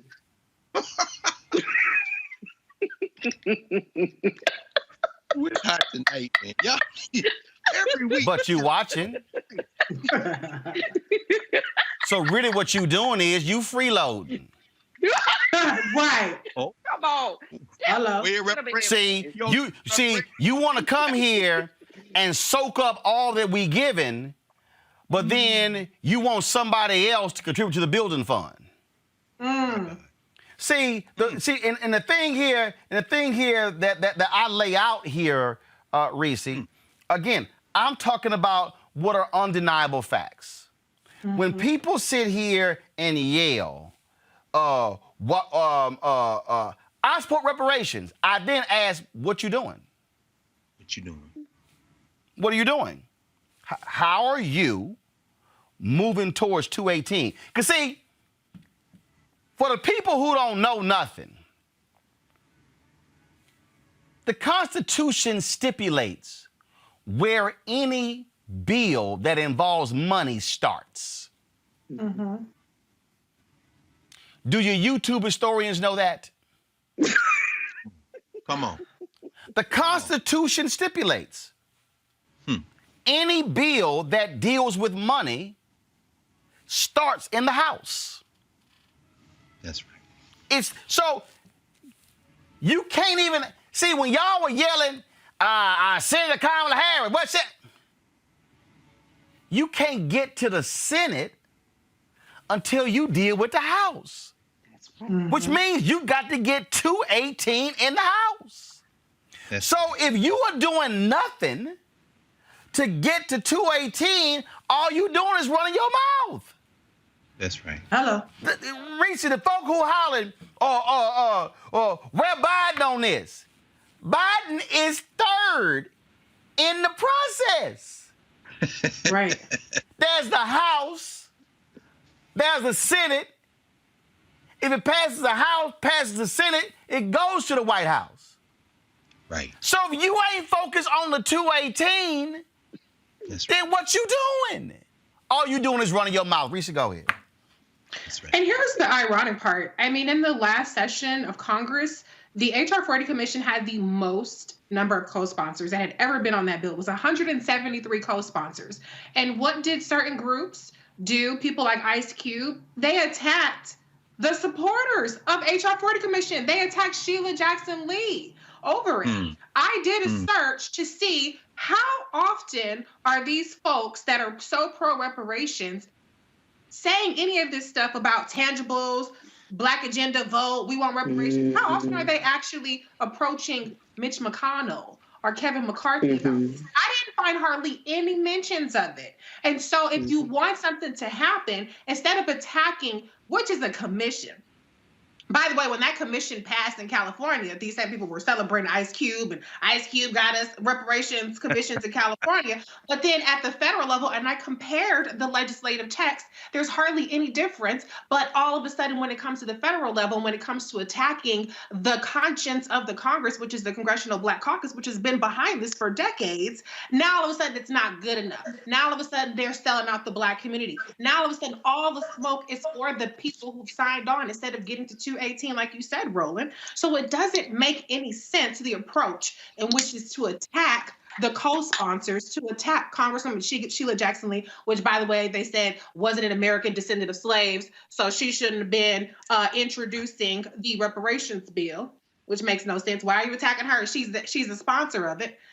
And the other part I want to mention is that one thing we have to do, reparations absolutely needs to happen. I think this commission needs to happen. But one thing that gets lost, and to your point, Roland, what do we have now? How do we get a piece of that pie? Is the repair part. And Dr. Carr really laid out so many examples of repair.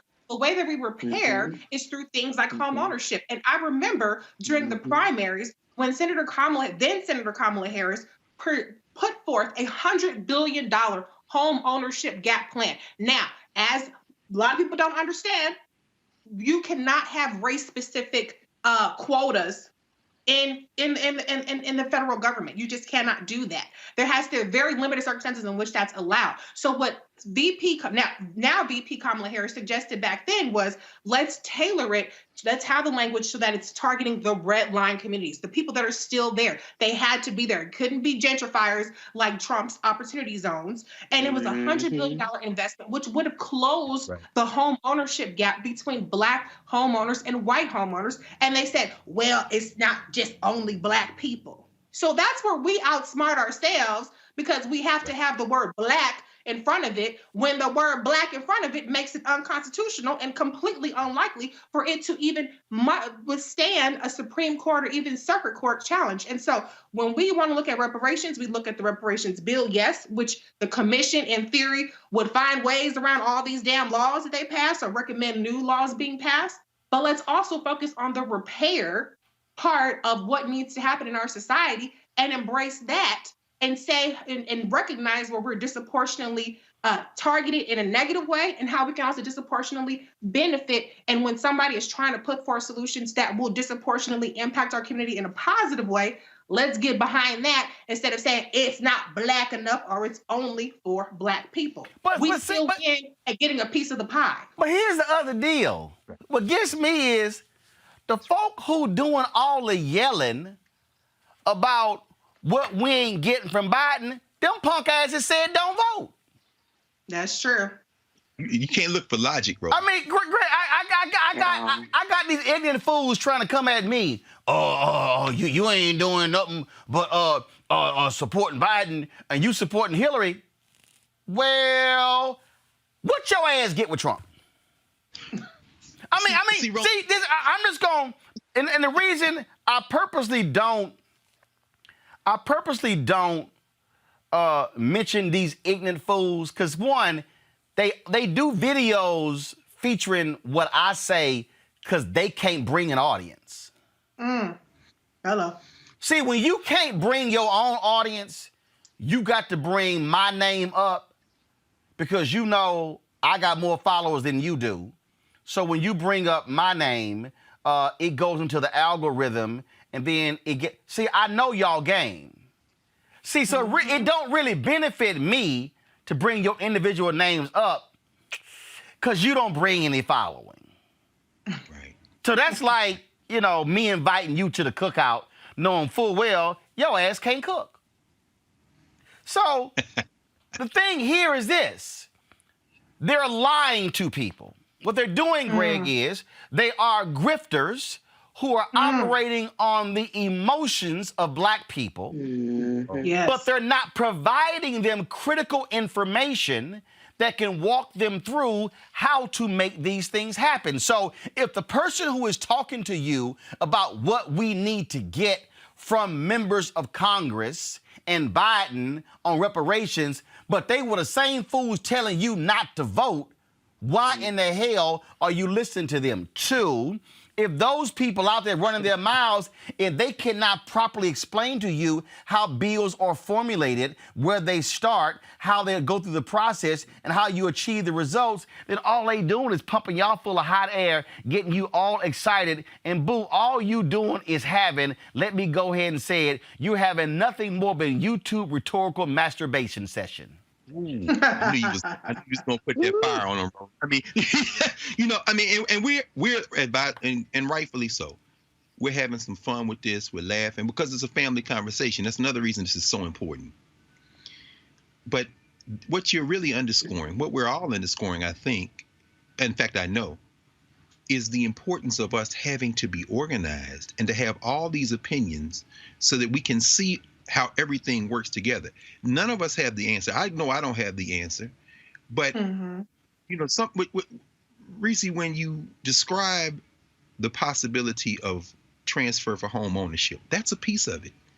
And when you also talk about the fact, people are saying, y'all didn't support, and the emotional piece, Erica, that you raise is critical to this. There is an intangible thing that's kind of the third rail of the reparations struggle that is difficult to articulate because there is a wounding. The last 500 years, we have been wounded. And some of us have been wounded so deeply that we look to these people or to the people who now identify with whiteness, to evoke James Baldwin, for relief, as if they owe us. But see, this is the problem. This isn't a mathematical equation. Countries are not based on justice. They're not based on morals. That's a mistake people make when Cory Booker or Joe Biden said, we're better than this. No, we're not. There's no we and there's no better. There's just power. Right. That's what you can take, as A. Philip Randolph said. You always quote but when you start talking about truth and reconciliation, there hasn't been a Truth and Reconciliation Commission involving African people anywhere, including Africa. The one in South Africa even failed. Ask them. Them damn police that killed Steve Biko didn't ever come completely clean. That's one reason why people in South Africa are like, look, we're going to be cool until Madiba goes. When Mandela dies, we get in our lane. So at some point, there has to be a reckoning. You understand? Yeah. And I'm not talking about, and I respect, with all due respect to Equal Justice Initiative and the thing they've done in Alabama, we need to memorialize our people. We need to recognize that pain. But with all due respect, I don't want to see any more memorials where we just getting our ass whipped. I'd like to see, if you have the courage to put one memorial to the white people you killed to get your freedom. I mean, I want to see some statues of some, people with their heads cut off. So maybe Stono or Pointe Coupé or Nat Turner, some of that, or them people where Harriet Tubman showed them on the Combahee River in South Carolina where to burn the plantation and get my people out here, liberate 700 people in one damn swoop. Can we get some minds to that? But let me not get off track, because Roland, what you articulated is very important, brother. We have to be able to come together in coalition, anchored in independent black institutions as the center, not as joining a coalition, so that when this thing changes, and it's changing slowly, you can't see change up close. You got to see how it's changing. There's a black woman now, Deborah Archer, who is the first black woman to lead the American Civil Liberties Union. She and Anthony Romero, who has been there for 20 years in leadership, they are moving now. The ACLU has said they're going to lobby for this bill in partnership with NCOBRA and the reparations formations.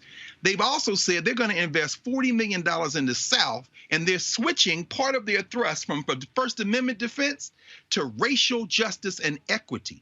That is a direct result of organizing. You heard the brother in Louisiana. When you see what happened to that young brother in Louisiana, it's local organizers who have been pushing this. How's this been to reparations? As you are pushing, and I agree with my friend Jared Ball and others, we're not talking about black buying power being strong enough to do the kind of things we imagine it can do. We know that. And we know that it comes to the reparation question in this way. What you just said, Reese, about ownership and home ownership and land. When they did not do what they were supposed to do during Reconstruction, if there had been any morals in this country, they divided those old plantation land up and gave and sold the land off to speculators from Massachusetts, from New York. Mark Sanford's family bought property in South Carolina, and they sold the land from under the black people, and then those people turned around and turned all those formerly enslaved Africans into wage employees, either through sharecropping or debt peonage or low-wage employees. In other words, they set up the foundation for the modern South. What we have not done is we haven't taken the time to learn and educate ourselves about the fact that money is not ownership. That the base of this country is property. There you go. And so when you are pursuing a reparations strategy, you have to push federal policy. You also have to push state and local policy. You have to do it from your independent institutions in coalition with others, so that when the day comes that you can put pressure on a state government or a local government to reform who can and can't get a loan. You people, voting don't matter. Shut your ass up and understand that there is no one way to this. This is a common spectrum strategy. I know I'm going long, so let me stop with this. The thing we can't get our hands around is the deepest thing of all, and that's that intangible thing that messes us up. That's what animates an O'Shea Jackson. I know, brother Q. That's what animates the minister. I know Minister Farrakhan. That's what animates my friend Jeremiah Wright. Y'all wounded us. We can't even look at ourselves and confess to the depth of the wounding of enslavement. Jesus. That's why we get mad at each other before we get mad at white people, because we don't expect shit from white people. We see in the eyes of each other that ass whipping, that rape, that goddamn murder, that foot cut off, that shit right there. Yes. I don't know how we grapple with that, because that's the thing that's driving us to get at each other's throats. It's not hatred of the person, it's deep shame, hatred, self-hatred, and we got to root that out. And part of it, I'm afraid, is going to be we're going to have to drop this worship of white people. It don't. No, I ain't talking about calling white people names. I ain't talking about arguing with white people. I'm talking about the thing in you that makes you look, as Malcolm X said, who taught you to hate yourself? You got to master go. You got to stop worshiping them. Give up their Grammys, give up their funded NAACP awards, give up their book awards, give up their New York Times bestseller lists. Get up. They're arguing with them about anti-racism. Get off we're black, I am a man, Black Lives Matter. God damn it, get up off it. Love yourself. And let's get something out of this. Which is why what I keep trying to tell y'all, if there are people out there and their agenda's reparations, good. Lead, organize, mobilize, have a plan, make it happen. I've articulated what I'm working on. I know what I'm doing when it comes to driving the federal government, when it comes to black media spending, when it comes to Pentagon contracts and HHS contracts and commerce contracts. I had somebody say, well, Roland, your push for these contracts not going to help the person under the bridge. Dumbass, who you think going to hire them? That's right. Who do you think? Who do you think? I keep telling y'all, prior to COVID, there are 2.6 million black-owned businesses. 2.5 million only had one employee. So of those 100,000 black-owned businesses, who do you think they hire? Folks who look largely like them. See, that's what happens when you run your mouth and that's all you doing. You don't write no checks. What you do is you go to a payday lender because you don't hire anybody. And see, I see y'all comments, well, you need to have folks on. So you want me to put the same people on my show who trashed me when I started my show, who said I was going to be a failure? My God. Do you know what I told them? I said, y'all good. Y'all do y'all show. I'm good. And y'all, I'm good. I don't watch their shows. If y'all want to watch any of them shows, knock yourselves out. If y'all want to watch their videos, knock yourselves out. We gonna do over here what we do. Come on, brother. And I'm going to lay out to y'all what our agenda is. I'm going to tell you what I don't fight for, what I do fight for. I'm going to tell you what I emphasize, what I don't emphasize. And what I'm trying to explain to you is this here. If you going to come at me on a reparations conversation, you might want to have all your facts together about how it gets done. Because, see, you a damn fool yelling reparations, but then you yelling vote down ballot. Well, how are you going to get federal reparations if you voting down ballot? Right. It happens up ballot. See, y'all, don't be a simpleton. Don't be a simpleton. What you should be doing is educating the people on the process on how to get there. What you should be doing is doing what Greg said, going reading about Cali, going reading about the folk who came before somebody who created a hashtag, to understand what was the underpinnings of their argument, which laid the foundation for what is happening present day. See, I'm not sitting here saying, oh my God, I know everything when it comes to media, because see, I actually learned and studied and saw what John H. Johnson, Lerone Bennett, Chuck Stone, what Simeon Booker, what Frederick Douglass, what Ida B. Wells Barnett and Robert Abbott and A.I. Scott and John Worstrom and Samuel Cornish understood, Freedom's Journal understood, the Pittsburgh Courier understood, all of the, it's called being a student of your game. Yes, sir. So if you are a reparations advocate, you need to be explaining to your people how you're going to get to 218. And to Reese's point, it's not wise to shit on the very people who are part of the 218. Come on, brother. Because if you the kind of person who's about to get evicted, and you need me to give you $1,000, it's probably not wise to cuss me out. Right. If I'm holding 1,000, that's gonna keep you from getting evicted, because I can always keep my 1,000. That's right. Folks, y'all better understand strategy and how it gets done. Folks, that is it for us. We have some other stuff we're going to cover. We're going to leave it right there. I want to do this. If y'all want to support what we do here at Roland Martin Unfiltered, a black-owned media company, the purpose of this show, Dr. Maya Angelou told me this, and I told her, I said, no, I'm not. She says, no. She said, Roland, you're a teacher. And I said, no. I said, my brother's a teacher. I said, she said, no. She said, I watch you. She says, you're a teacher. Folks, we use this to teach. We use this to empower you. We use this to fortify you. We use this platform not to drive somebody else's agenda.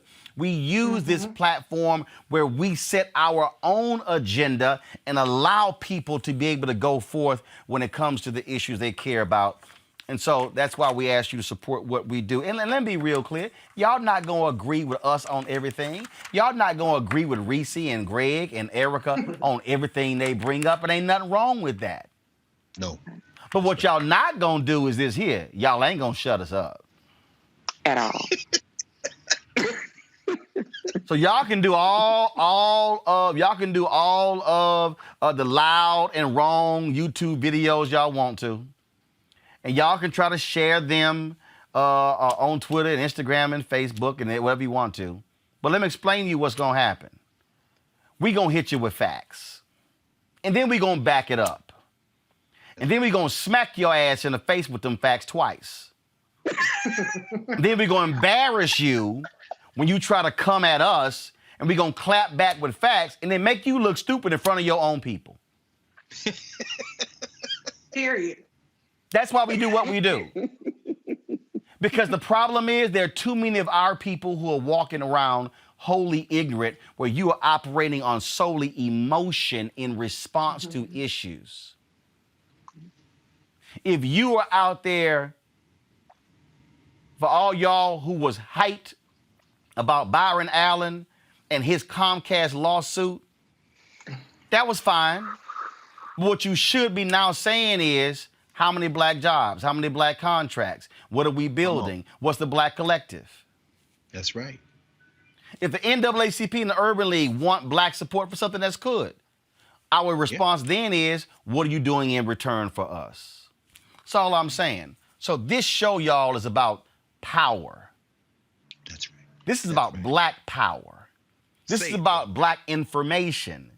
This is about getting an understanding of where we need to go. As King said, where do we go from here, chaos or community? We are trying to build a community that can remove us from chaos. So when you give, you are building a community that allows for us to be able to transform and change minds.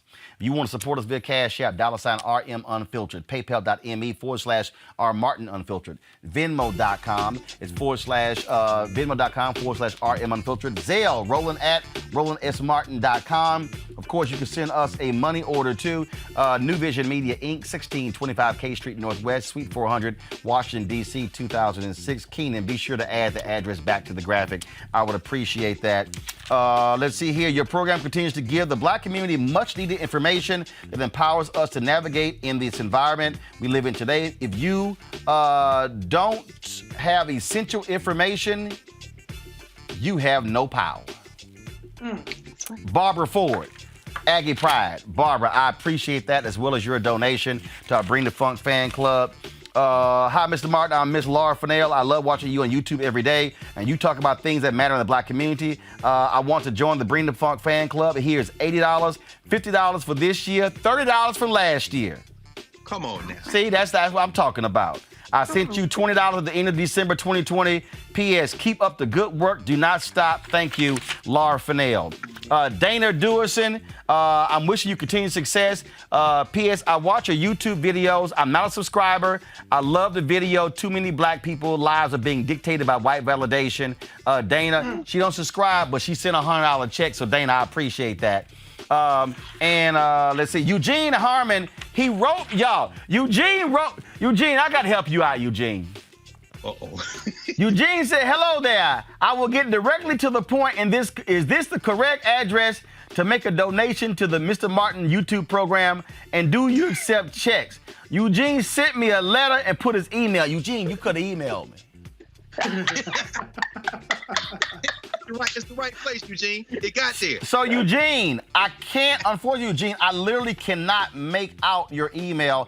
I'm going to try to guess it, so I'm going to send an email. No, I can't. I'm going to send an email to it. But, Eugene, all you got to do is go to RolandSMartin.com, click contact. You can send an email to me direct, and I'll respond to your email. But I will respond to that. Y'all support us, give to us directly. And again, I appreciate y'all supporting us on YouTube. But any money you give us on YouTube, we get 55%, they get 45%. So if you give us $50, we get 55 out of your $50, they get 45. So give the money to us directly, we get the whole 50, and then allows us to do what we do because we got some exciting things. I'm going to be in St. Louis next week doing a town hall for Tashara Jones, who's running for St. Louis mayor. I'm going to also be doing on-the-ground interviews with Kim Gardner, with also Wesley Bell, with the head of the St. Louis Area Urban League, also my man Tef Poe. And then we're doing some other stuff the following week. I'll let you know about that. That's why you support this here, because trust me, ain't no other show. You can do the Black Network, you can go to CNN, you can go to MSNBC, you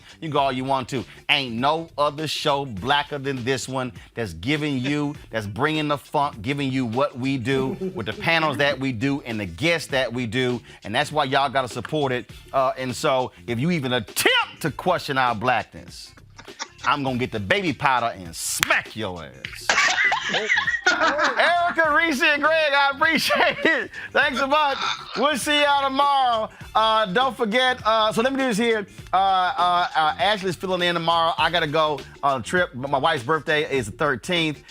Normally we at NBA All-Star Game, so we'll be hanging out. So I'm going to see y'all on Monday. But we will have the Otis Williams interview. I interviewed the last original Temptation about Mary Wilson.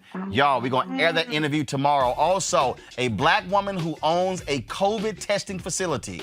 One of the few black people in America. You're going to hear her interview as well. I told y'all, ain't nobody else doing what we doing. So forget them YouTube historians and follow the Real Black Show. The Real Black Media. In the words of Charlie Wilson, I'm old school and new school. Holla!